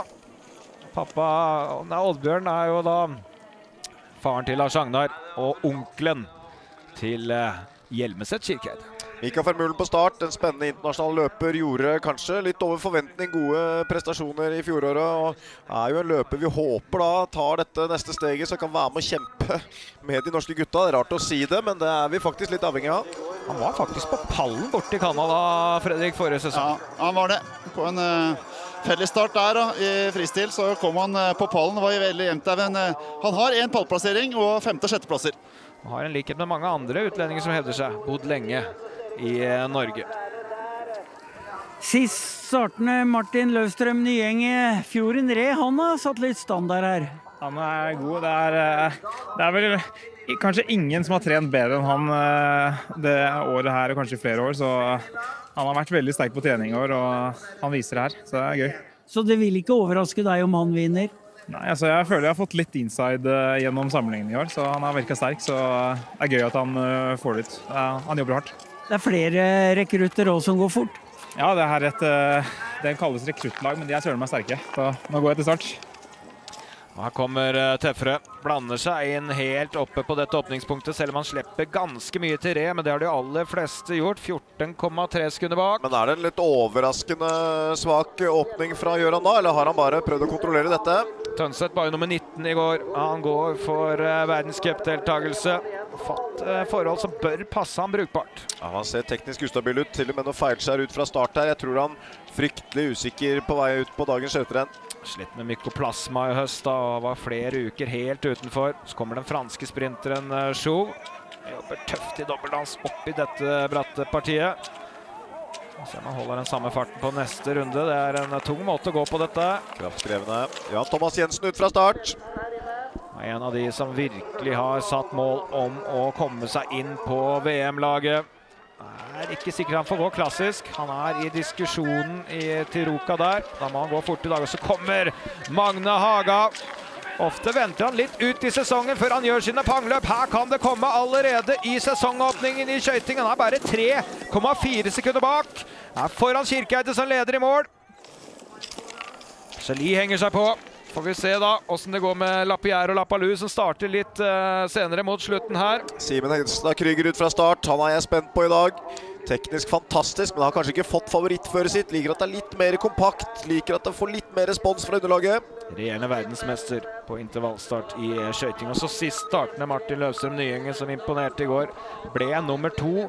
Har etter hvert blitt en meget god skøyter også. Har vært i meget solid form de siste ukene inn mot denne sesongen. Erik Nossum har snakket godt og varmt om Martin. Han er bunnsolid i treningen, presterer alltid på trening, vært god på testløp. Lovne Westgård kommer nederst i bakken der. Vi ser Botten på andre runden her. Vi ser litt hvordan Botten klarer seg i denne bakken nå. Nei, det var Skame Hope, unnskyld. Han fortsetter å gå fort, altså han er helt oppe i toppen der, Skame Hope. Thomas Malone Westgård gikk bra i går, var inne topp 15. Pleier å gå tyngre i skøyting, selv om han har forbedret seg der. Det slås fra Frankrike. Det er en oppsiktsvekkende god tid her. Så har han fått en fin rygg, får lov til å ligge i rygg på Andrew Musgrave. Kanskje få litt hjelp med å opprettholde farten på andre runden. Han var 6 sekunder bak Vestad. Det betyr at han har gått like fort som Vestad fra åpningspunktet og hit. Og det tyder på at Musgrave også har bra hastighet på skiene i øyeblikket. Så kommer Iver Tildheim Andersen. Ja, Naugis going. Ja, han er helt der oppe. Skal ta andreplassen vel her ved åpningspunktet. Han gjør det han må her, og er med fra første meter. I forhold til Andreas Fjordnes så blir han litt mer hoppende, litt mindre kontakt med underlaget. Litt mer sånn hoppe fra side til side. Begynte egentlig sent på langrenn, vel som 13-åring. Alltid syklet og løpt til trening når andre ble kjørt. Han er en selvstendig type som har gjort en kjempejobb for å komme dit han er. Begynner å dra seg til her. Ja, nå begynner det å dra seg virkelig til, og når vi vet hva disse gutta kjemper om, det er plasser til verdenscuplaget til Ruka. Det er jo VM-distanser det skal kjempes om til syvende og sist, men aller først komme seg inn til Ruka og verdenscup neste helg. Og så Augdal da, som åpnet så bra. Augdal har fått ryggen til Simen Hegstad Krüger. Kan han lime seg fast til den, så kommer det til å bli et fantastisk løp når man tar seg sammen. Ja, han prøver, men jeg vil tro at Krüger også skjønner litt av det. Augdal er i tet, har gått fremragende til nå. Holder han ryggen til verdensmesteren, så kan han rett og slett være i nærheten av å vinne dette rennet. Ja, nå vet han hva som gjelder. Han vet at den ryggen kan ta han helt opp på toppen. Ja, det der var imponerende. Har økt til Vestad med noen sekunder. Stenshagen er bra med. Og så er det Mikkelsen i mål. Tar andreplassen. Slår Herland her på slutten. Skal også ha Botten på vei om ikke så lenge. Botten på vei mot mål i det Lapierre kommer her. Botten går for ledelse i mål. Og for å bli beste skiskytter, det står om sekunder. I det Lapierre passerer gjennom åpningspunktet 12 sekunder bak. Og her kommer det er en inspirert Botten som gjør alt det han har, men han er vel litt for sent ute, er han ikke det? til å ta ledelsen. Kommer Fjorden Re på 6,3, 32,9! Har dere sett? Det er en helt annen standard. De andre kniver, og det står om sekunder og tideler. Denne mannen er et hav foran! Det er jo maktdemonstrasjon, det er jo helt vanvittig han går. Det er helt rått, altså. Dette kan være helt oppe i verdenstoppen for Re, som kan få sitt store gjennombrudd i år. Botten 4,4 sekunder bak. Han måtte se en skiskytter foran seg. Men Andreas Fjorden Re så uanstrengt ut, Jan. Har du sett, Fredrik? Ja, han går så teknisk godt, og det ser ikke ut som det koster noe, men hva med Vermeulen? Ja, håpløs dag i går på Vermeulen, men han er i draget og tar ledelsen. Han ble nummer 77 i klassisk. Her kommer Eirik Mysen inn mot mål, gjort et godt løp, stabilt, jevnt godt løp, teknisk ikke helt eminent, men likevel, han er i god form. Skal vi tro at det er i samme skikte, rundt den 9. plassen han fikk i går, når vi skal telle opp til slutt. Kanskje topp 15 i hvert fall. Vi får se, det går fort bak her. Men det Fjorden Re altså, leverte der. Ja, det kommer det til å bli vanskelig å hamle opp med. Vant altså 5-mila. For jeg var i 22 da. Det var jo et sjokk. Hadde kanskje litt bedre ski enn Kryger da, og Holund som han kjempet mot. Og så fikk han problemer, ble underernært som han sier det selv. Kjempet seg gjennom problemene og er tilbake. Og så kommer Tønseth. Tønseth som er helt avhengig av å få en annen følelse på dagens renn enn det han fikk i går. Ser nå foreløpig litt bedre ut i hvert fall, men han er ikke helt oppi der. Nei, men jeg synes dette er en lovende åpning ut fra de problemene han har hatt og hvor han har stått. 10 sekunder bak. Det er en brukbar åpning. Så lenge han har kontroll på teknikk og kontroll på kropp enn så lenge, så er det der ok. 4,5 sekunder bak Tildheim Andersen for eksempel, så kommer Jan Thomas Jensen. Dette er spennende. Han har jo ofte kanonavslutninger, hadde det klassisk i går også, så hvis han kan holde seg innen 10 sekunder bak lederen underveis her, så blir han skummel. Det er ikke favorittfarføre sannsynligvis for Jan Thomas Jensen, det tror jeg han driter i dag. Nå skal han bare gå. 8,1 sekunder bak.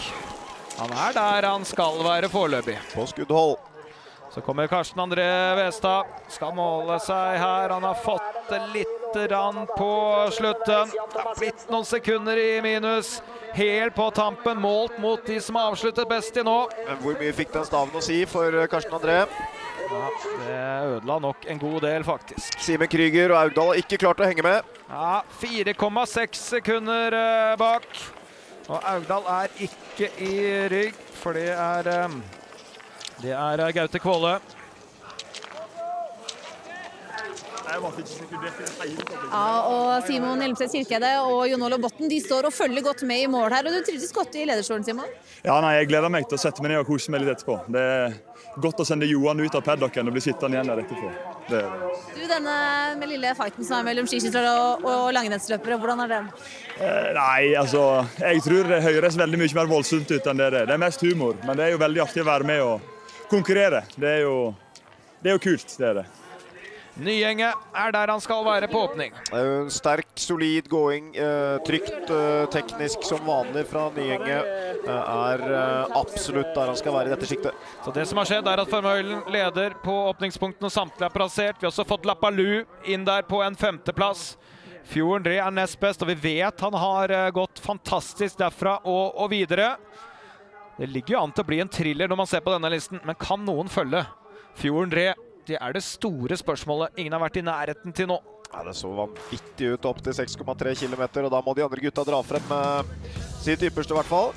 Ser ikke ut som han hiver etter pusten før Mølen nå. Ser skummelt god ut her. Lett og fin utøver, flyter fint på skia, går teknisk bra. Overrasket, i hvert fall meg i fjor, med mye gode resultater. Veldig gøy om man kan følge opp det i år. Nå skal vi ut her og vente på Gøran Tefre. Så kommer der bak, og han har rett og slett brukt for lang tid rundt her. At han ikke henger med Fjorden Re får så være. Det tror jeg ikke mange kommer til å gjøre i dag. Men han henger ikke med de i skiktet bak der, og da ryker drømmen om verdenscup her. Han var jo på pallen i Falun under verdenscup avslutningshelga forrige vinter. Ja, vi vet hvordan Gøran kan se ut på sitt beste. Da er det mye mer energi i gåinga. Det er mer kraftutvikling, det er bedre posisjoner. Det ser mer energisk ut. I dag ser det litt tamt ut. Ja, kanskje at han trengte en gjennomkjøring her. Han valgte å vente helt til i dag. Det kan være ski, det kan være andre ting. Norigarden Han følger spent med når Andreas Fjorden det kommer. Og da skal han måles mot Augdal. Han hadde, jeg sier det, 32,9. Og se på den klokka! Ja, det jo nesten som man ikke tror at det stemmer, vet du. Dette her jo vanvittig utklassing av I hvert fall Eirik Sverdrup Augdal. Går klokkene på Beitostølen riktig, så fort går Andreas Fjorden Ree her at vi nødt til å stille spørsmålet. Fantastisk han leverer, altså. Han nesten minuttet foran. 55,2. Har vi sett maken av en rekruttløper? Det altså så vilt. Nå har han tatt nye 23 sekunder på under 2 kilometer. Det jo helt utrolig. Magne Haga var bak Kirkeide på 8 kilometer, men han ikke bak I mål. Det noe med Beitostølen og Haga. Tatt et par rennemedaljer her, og nå leder han dette rennet. God avslutning på dette rennet. Ser at det koster for gutta. Havner I snøen stort sett alle mann etter målgang her I dag, og det vittner om at det tunge forhold der ute. Ja, søster Ragnhild Haga ble olympisk mester I skøyting. Det noe med skøyting og Haga-familien. Nå vi spent på om Kryger, Nyenge, Lapalou, Iver Tildem, Jan Thomas Jensen klarer å følge opp dette kjøret til Andreas Fjorden Ree da. Jeg litt I sjokk, Fredrik, når jeg ser den avstanden. Ja, men nå får vi jo snart svaret. Nå kommer de på løpende bånd her på neste passeringspunkt på 6,3 km. Det var der vi først så at han virkelig dro ifra, så åpningsfarta til Vermeulen blant annet også. Iver Tildheim, Simen Ekstad Kryger skal vi ikke kimse av, så vi får det endelige svaret om ikke alt for lenge. Her Sandvik da, som var som nummer 2 når han kom til åpningspunktet. Ikke det nå, men han følte da sin samboer oppe I Trondheim der, Fjorden Ree, bra, og fortsatt nummer 2, men har ikke mye til gode. 4 tideler til Augdal. Var 37 sekunder bak, blitt 54,8. Se her, han slipper nesten halvminuttet også Iver Tildheim Andersen. Det var det første svaret. Det ikke I nærheten, det en helt annen måte å gå på også. Se hvor mye han kjemper mot underlaget kontra Andreas Fjorden Ree. Han går ikke dårlig. Han går fort på ski, men han så langt unna den farten Andreas Fjorden Ree har. Dette her en liten overraskelse, altså. Ingen verdensstjerne franskmenn har I denne karen, men han tydeligvis I framgang. Ikke gutt, jeg har hørt om før, Jan. Tredjeplass, han har vært innom verdenscupen, men at han skulle kjempe helt I toppen her, det har ikke jeg regnet med I hvert fall. Men jeg mer spent på han Lapalou, som gikk fort til klassisk I går, og nummer 5 på åpningspunktet her, for han ikke noen sånn startrakett han heller. Hvem det vi venter på nederst her nå? Det Matti Stenshagen. Her kommer han dansende. Det var en skuffende dag I går I klassisk, for Stenshagen ble bare nummer 15. Han siktet mot verdenscupplass. Han klarer seg bedre I dag. Går brukbart her, og sammenlignet med alle andre enn Andreas Fjorden Ree, så det ganske bra. Ja da, han legger seg inn I skiktet der. Kjemper om en topp 5-plass foreløpig. Nummer 4. Mer positiv I kroppsspråk I dag. Ikke som han har mer å gå med. Ser litt mer uanstrengt ut, litt mer energisk. Kommer Augdal opp mot mål. Ja, han skal prøve seg mot Haga. Var jo foran Haga med 2,5 sekund. Han kom ikke til å være foran I mål. Haga har funnet fram noe litt ekstra her på tampen. Så Eirik sannsynligvis hatt en litt laber avslutning da. Spørsmålet om han presser for hardt den perioden han hadde sjansen på å henge på Kryger. Det blir litt enten eller det, om du klarer å være med eller ikke. Da det mulig han gikk seg litt for stiv, litt for tidlig I løpet, og så blir det litt tungt siste 2-3. Men det et godt løp igjen av Augdal. Men det renner på en del plasseringer da, selv om han bare 9 sekunder bak. Den sjansen må du bare ta når den byr seg. Her kommer Andreas Fjorden Ree dansende I en suveren prestasjon han har hatt så langt. Altså, han setter en helt ny standard, og har ved minuttet foran Magne Haga her. 1:03,3. Det rett og slett fantastisk godt. Og så Vermeulen, 10 sekunder bak, og han var foran med 1,1. Han taper 11. Men han henger bra med, han. Jeg synes han går bra på ski. Ja, han går veldig bra. Han har jo krefter. Jeg har sett mer elegante løpere, men krefter har da Vermeulen. Og flyter oppå dette underlaget på en bedre måte enn veldig mange andre. Men hvis Haga gikk fort på slutten, så gikk Ree 6 sekunder fortere, altså fra 8,1 og inn. Ja, han har hatt et helt unikt skirenn. Jeg kan ikke se at noen av gutta skal klare å følge dette her. Vi ser ikke noe svakheter ved det løpet foreløpig, Fredrik. Nei, det skal godt gjøres å gå fortere enn det Så han lukter vel en plass mot Ruka nå, både på klassisk og skøyting. Jeg tror vi kan si at uansett hvordan dette her kommer til å gå til slutt, så er han nok inne på begge de lagene førstkommende helg, da. Det er han. Vi venter på Tønseth, Jan Thomas Jensen, Kryger og Nyenge. Det er vel Kryger og Nyenge som skal ha best mulighet. Dette her var rett og slett helt fantastisk, Andreas. Hva sier du selv? Ja, det var bra. Så i hvert fall. Det er en alle som er bak meg og skal være bedre, men jeg fikk bra sekunderinger. Så jeg tror det blir bra. Tror du noen kan slå deg? Ja, nå har ikke jeg kontroll i hele tatt, da, men jeg hørte at det var litt jevnt ut der, så det var kanskje ikke den råeste avslutningen. Det blir spennende å se, da. Ja, det blir spennende. Ja, han har mer beina på jorda enn oss, altså. Ja, det var enormt. Tønseth da 34 bak, henger med i kampen om en pallplass foreløpig. Får i hvert fall et av svarene våre her, for her kommer Jan Thomas Jensen opp mot 6,3 kilometer. Ja, og bak han Simen Hegstad Kryger, var det han vi så baki der. Han burde jo vært på punktet der, Kryger, men han har 100 meter igjen også, Kryger. På etterskudd, Kryger også. Ja, men det er ikke så langt bak østerrikeren, tror jeg. Jan Thomas Jensen. Ja, skal ikke avskrive han fra pallen enda med de avslutningene han har hatt, men nå må han få farten. Her kommer Kryger. Tiden til Vermeulen. Den er ute. Han er 12,6 bak nå, Kryger. Kroppsspråket til Kryger er ganske ok. Det kan jo hende han har noe å trykke til med på slutten. Og den fasen av løpet han går i nå, han fikk litt trøbbel i går. Det klatres effektivt her av Martin Kirkeberg Mørk. Var ikke så langt bak Fjorden Ree i dette testløpet. Han var i kjempeform, og så var det disse sykdomsdagene da. Han går bra her også. Skal ha sjans mot Magne Haga. Det blir ganske jevnt. Og så kommer Løvstrøm Nyingen da, sist startende. Også han er distansert av Ree, men det blir jevnt om plassene bak Ree. Ja, det er nå ganske jevnt om andre- og tredjeplassen, og Ree har et lite forsprang der på 10 sekunder. Vermeulen som ligger på andreplass. Martin Kirkeberg Mørk, farlig nære topp 10 verdenscup på sitt beste forrige sesong. Slår Magne Haga inn til en andreplass.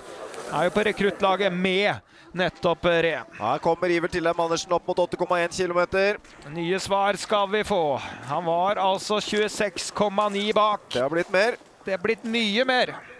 Han ser resignert ut, ser stiv ut, klarer ikke å skape det samme trykket mot underlaget som det Andreas Fjorden Ree klarte.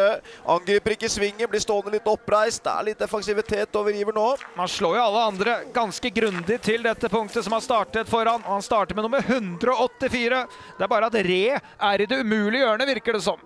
Ja, jeg tror det skal bli seit dette for Iver i forhold til Ree i hvert fall. Ja, jeg har fått noen gjennombrudd her oppe på Beitostølen, men det her ligner litt på det vi har hatt av Klæbo og diverse tidligere, rett og slett, Fredrik. Ja, og så er det litt sånn som Martin har vært inne på. Du ser at han har høyere fart enn konkurrentene, og grunnen til det at han går ekstremt teknisk effektivt. Han treffer veldig godt og går veldig arbeidsøkonomisk. Det ser ut som det ikke koster noe, og da er man ofte i god form. Så kommer Stenshagen da, som var 35,5 bak. Klarer seg bra i dag, Stenshagen. Han gjør det. Du kan jo lese samtlige resultatlister de siste 2-3 årene. Se hvordan disse norske gutta har hevdet seg i verdenscupen. Og så kommer Ree og smadrer dem. Da vet vi at veien til verdenstoppen er kort, altså. Og så er dette noe av det mest frustrerende de internasjonale konkurrentene kan forholde seg til. Rett og slett det bare bobler opp norske talenter som kan gjøre det Andreas Fjorden Ree gjør i dag. Og det skjer ikke hele tiden, men med jevne mellomrom. Husket jeg intervjuet Tobias Angerer, som var en av de beste i verden, når Simen Østensen plutselig ledet Tour de Ski. Aldri hørt om fyren. Og det er litt sånn, her er sikkert mange utlendinger som knapt har hørt om Andreas Fjorden Ree. Garantert. Så kommer Gøran Tefre.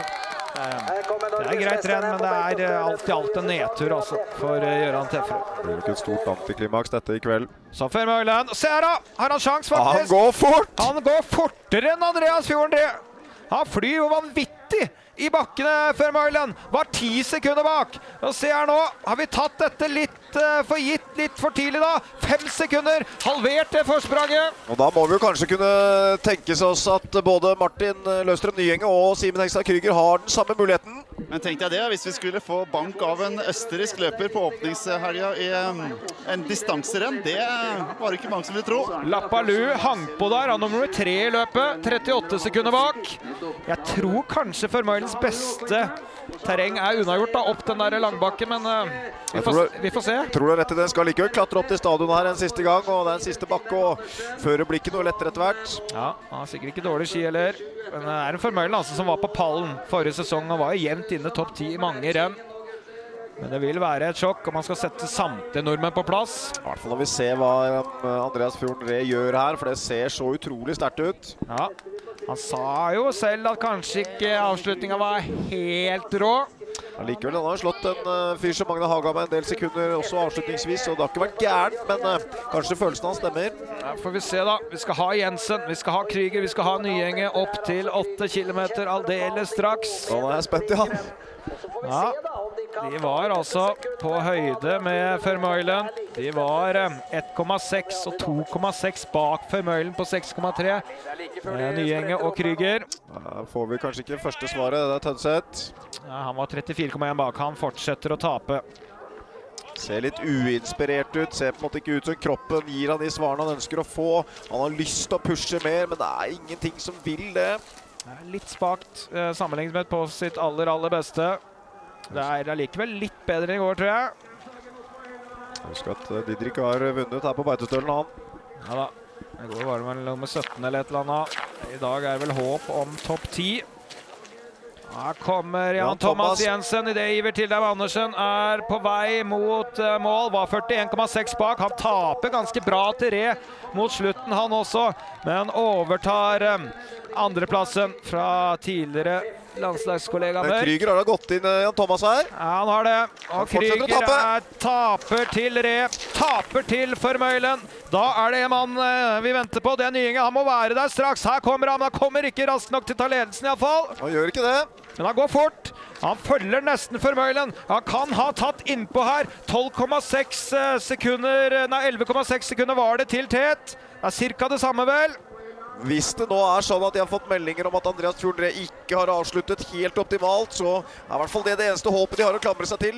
Nå må Martin jage ryggen til Simen Hegstad Krüger, som er litt foran seg. 12 sekunder bak. Det er en tredjeplass foreløpig, men det virker som det blir Østerrike eller Ree i dette rennet her. Hvem hadde trodd det før vi starter dagens løp? Stenshagen får en liten oppreisning etter en svak dag og viser at formen den er bra. Kanskje var ikke skiene maksimale i går. Han er bedre i skøyting her på Beitostølen. Solid kjøreplan. Her kommer Vermeulen. Han kommer voldsomt her, Vermeulen. Men han har dårlig tid. Han har dårlig tid. Jeg tror ikke det der skal gå.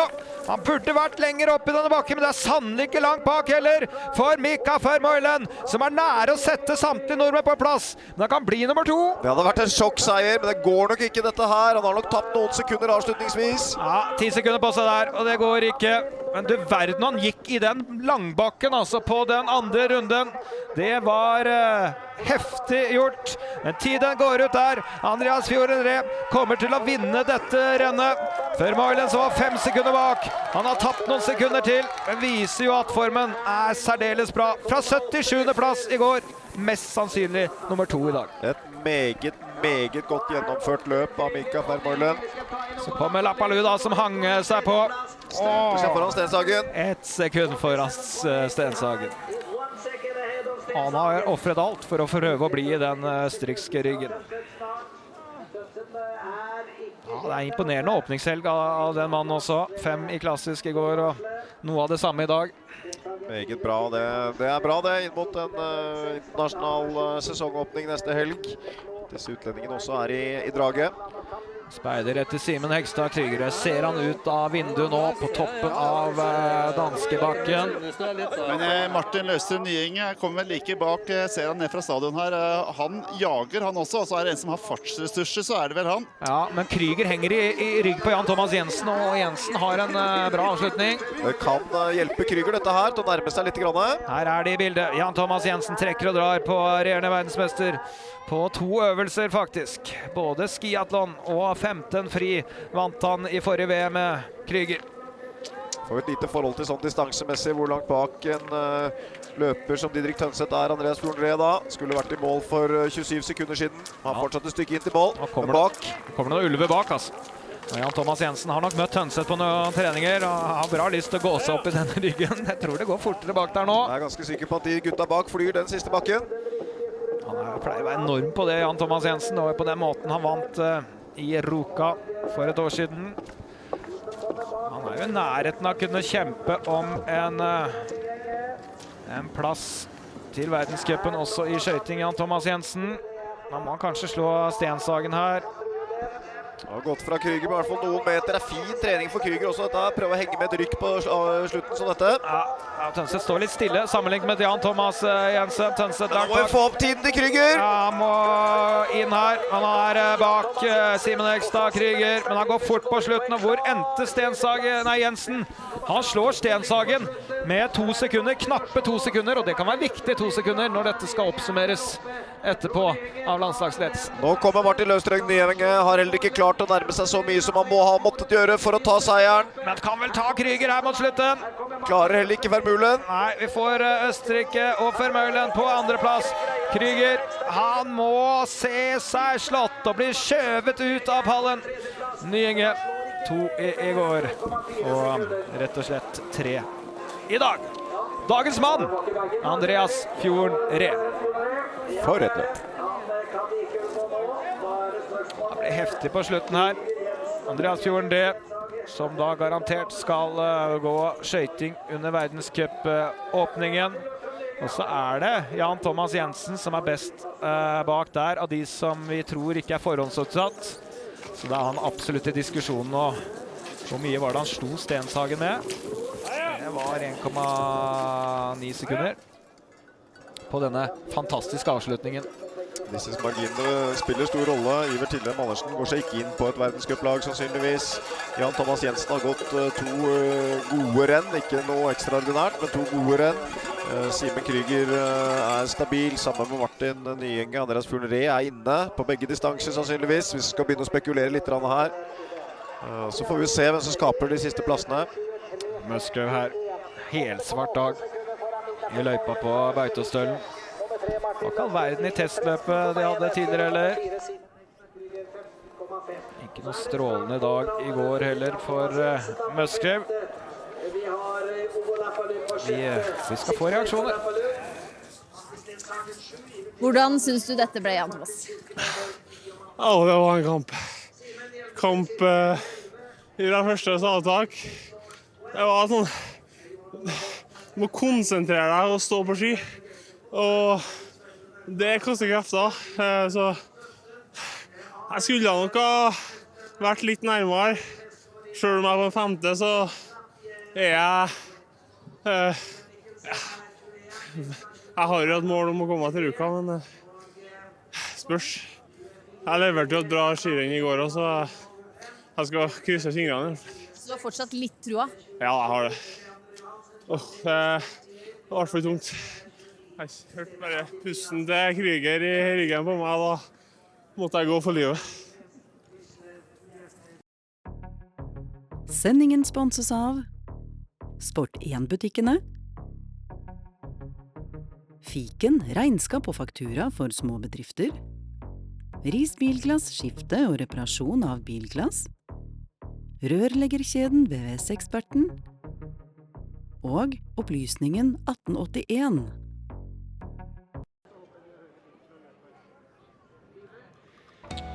Ja, det var et heftig skirenn.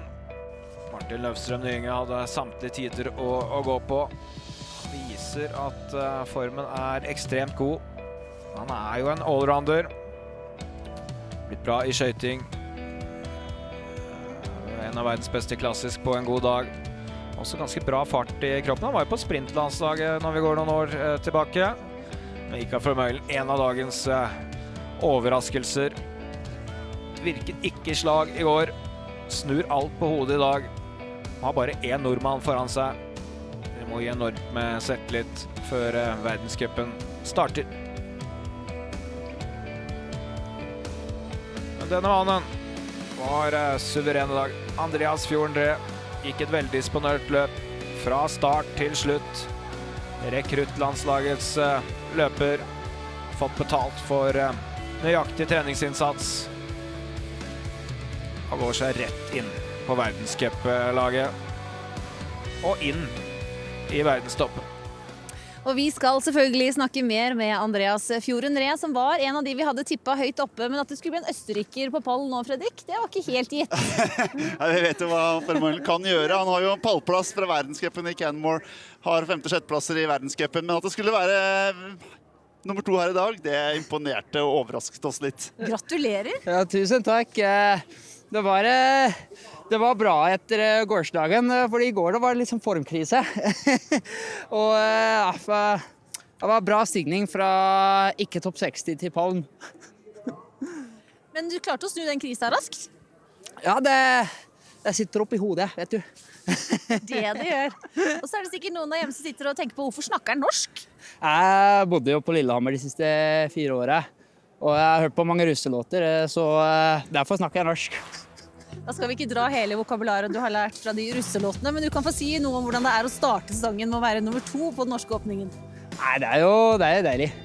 Man trener jo hardt over hele året, og så kommer beite også, og da vet du aldri, er jeg god, er jeg ikke god. Jeg følte meg ganske bra, jeg ble litt syk forrige uke, men nei, det er bra å få litt godkjenning, liksom.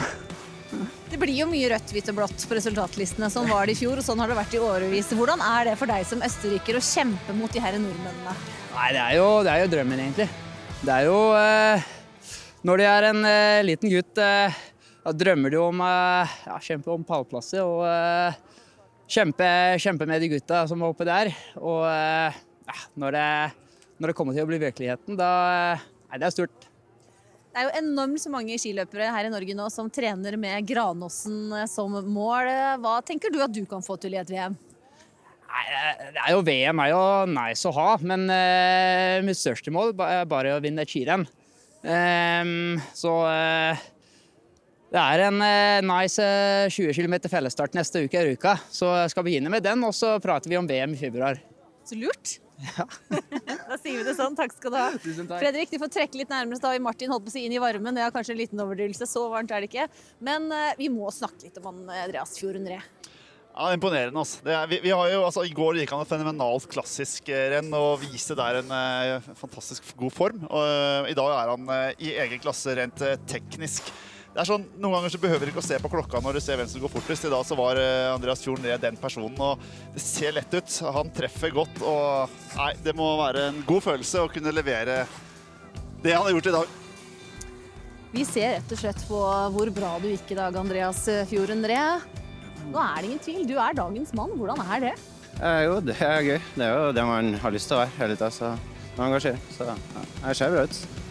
Altså, disse gutta her og Jan Post, de var betydelig høyere oppe i deg i entusiasme. Hvor bra er det her, Martin? Det er litt måten han gjør det på i dag, synes jeg. Teknisk ser det eminent ut, står rett og slett bedre på skia enn alle andre i 10 kilometer. Og så virker du uanstrengt. Det er mulig du har et kroppsspråk som ikke viser at du er sliten, men i forhold til alle andre vi har sett i dag, så ser du helt upåvirket ut, og det kan jo være fint å ha med seg. Ja, nei, jeg var sliten. Det kostet det der, men det var litt sånn omgjort å gå litt lett på ski, da, så man ikke gravde seg ned i snøen, så prøvde å gå litt sånn lett og ledig.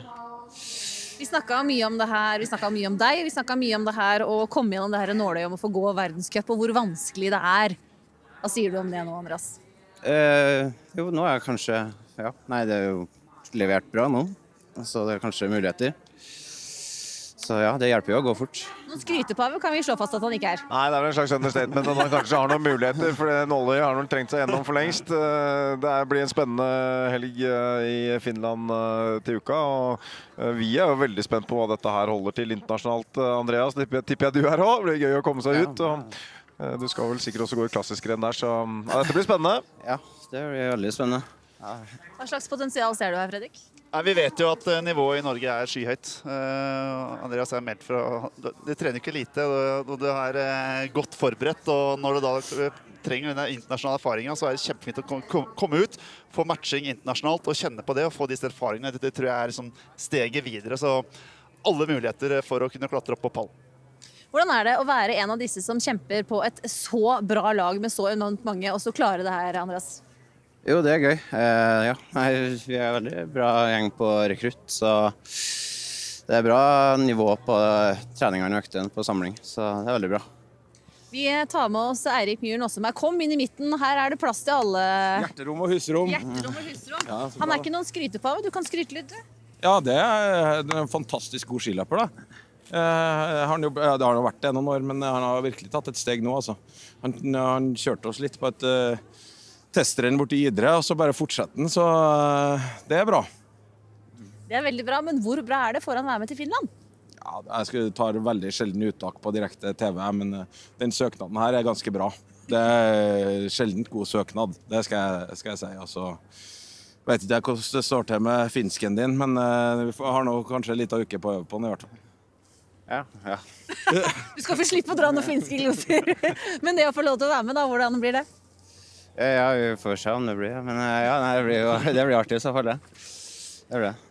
Hvorfor har du snakket så mye om han? Vi hørte flere av løperne på start, Martin Løvsund Nyenge for eksempel, si at det kanskje ingen som har trent bedre de siste året eller årene enn nettopp Andreas. Han ikke så redd for å trene, nei. Han legger ned sine timer og ikke redd for å gå sine egne veier og gjøre ting på sin måte. Og det en individuell idrett, og da må du gjøre det som passer deg best. Herm etter andre ikke alltid det beste. Finn sin egen vei, og der tror jeg Andreas har brukt noen år, og så ser det vitterlig ut til at det begynner å løsne også på resultatlistene. Hvem andre får lov til å være med til Finland, som du ser det nå, uten at du skal ta noe uttak på lufta? Skal ikke tvinge deg til det, men du kan jo tenke litt høyt. Ja da, jeg synes ting løste seg ganske greit i dag. Noen spørsmålstegn som jeg fikk et godt svar på. Det en veldig god og generell måte å si at jeg ikke sier noen navn til det. Det skjønte jeg. Men vi skal få fylt opp kvoten, og alle som skal dit har gått fort, og dessverre så folk som har gått fort som blir igjen hjem, og heldigvis så har vi Worldcup på Lillehammer der vi får stille med litt flere om noen helger, og da håper jeg tror at enda flere får prøvd seg. Vi kan jo tenke litt friere enn Myhren også her. Martin, hva tenker du? Ja, det kan vi jo alltid gjøre. Jeg tror det var greit for Eirik i dag å se at Krüger var i slaget. Kom seg så vidt utenfor pallen, men likevel bekrefter god form. Gikk fort i går i 8 kilometer. Det var en slags bekreftelse på at ja takk, begge dere klasser skøyting. Kanskje Jan Thomas Jensen gjør 2 gode løp. Det litt som borderline, så der må vi jo litt inn i hodet på Nossummen og se hva tenker vi der. Det godt nok? Det ikke godt nok enda? Det Lillehammer som neste steget der, kanskje? Muligens at Skjønne sin landslagsløper i stedet for Jan Thomas. Det nok der det står. Han ved siden av til venstre, han skal til Finland og gå ski. Da vet du det. Håper det. Hvordan var det, Martin? Nei, jeg synes det var bra. Jeg synes det like moro for hvert år å gå skirenn, og jeg føler meg godt forberedt i år, og da det gøy å gå skirenn. Så synes jeg har jo vært så heldig å ha kjent Andreas Fjorden Re i ganske mange år. Jeg var hjemme på besøk der, og da var han bitteliten og så beskjeden at i løpet av jeg var der, så klarte han i løpet av en hel dag å si hei og ha det. Så det ganske gøy å se utviklingen. Altså, ute der så heier jeg nesten litt på han jeg også. Han større nå, men han like beskjeden. Det har ikke endret seg så mye. Hva slags løper ser du ved han, Martin? Nei, han jo hvis man kan bruke ordet hardtarbeidende, så det ikke så mange som har trent så mye hardere enn han. Samtalene med han ganske... Han svarer med få ord, men han legger ned mye trening, og det synes jeg... Jeg hyller jo litt de som jobber så hardt som han, som får betalt da. Jobber hardt gjør du også, Martin. Hva slags følelse sitter igjen etter helg 1? Nei, jeg veldig fornøyd. Jeg som sagt godt forberedt denne sesongen her, og jeg liker å gjøre alt jeg kan for å gå fortest mulig. Den gangen her så har jeg prøvd å holde den litt. Det kommer veldig viktig skirenn de 3 neste ukene, som jeg har lyst til å gå fort i. Så jeg håper at jeg får fram bitte litt til neste helg. Så skal jeg vise Nossum at jeg har litt mer å gå med. Så vil du smilte litt på Jan Thomas Jensen. Vi bare noterer oss det smilet, så sier vi at det blir spennende å se hvem du tar ut, Eirik. Ja, det blir veldig spennende. Jeg er like spent selv, da. Takk skal dere ha. Vi har gjort vårt for å svare på en del ting, og det har jo dere der hjemme også gjort i dag med denne jettekonken. Vi har trukket ut en tilfeldig spiller, og det Ådne. Du rett og slett dagens mann, og vi tar kontakt med deg, så får du en liten premie. Vi har gjettet litt, vi har hatt litt riktig og tatt litt feil. Ikke det litt deilig? Jo, det sånn det skal være i åpningen av sesongen. Vi har fått noen overraskelser, og så har vi fått noen fine dueller. Så nå gjenstår det bare at verdenscupsesongen begynner, og så er det VM på hjemmebane i Grandåsen som høydepunkt i år. Ett ord, Martin. Hva sier vi da? Ja, dette her blir bare superspennende. Superspennende, og superspennende. Det håper vi at cupfinalen nå blir. Vi skal rett og slett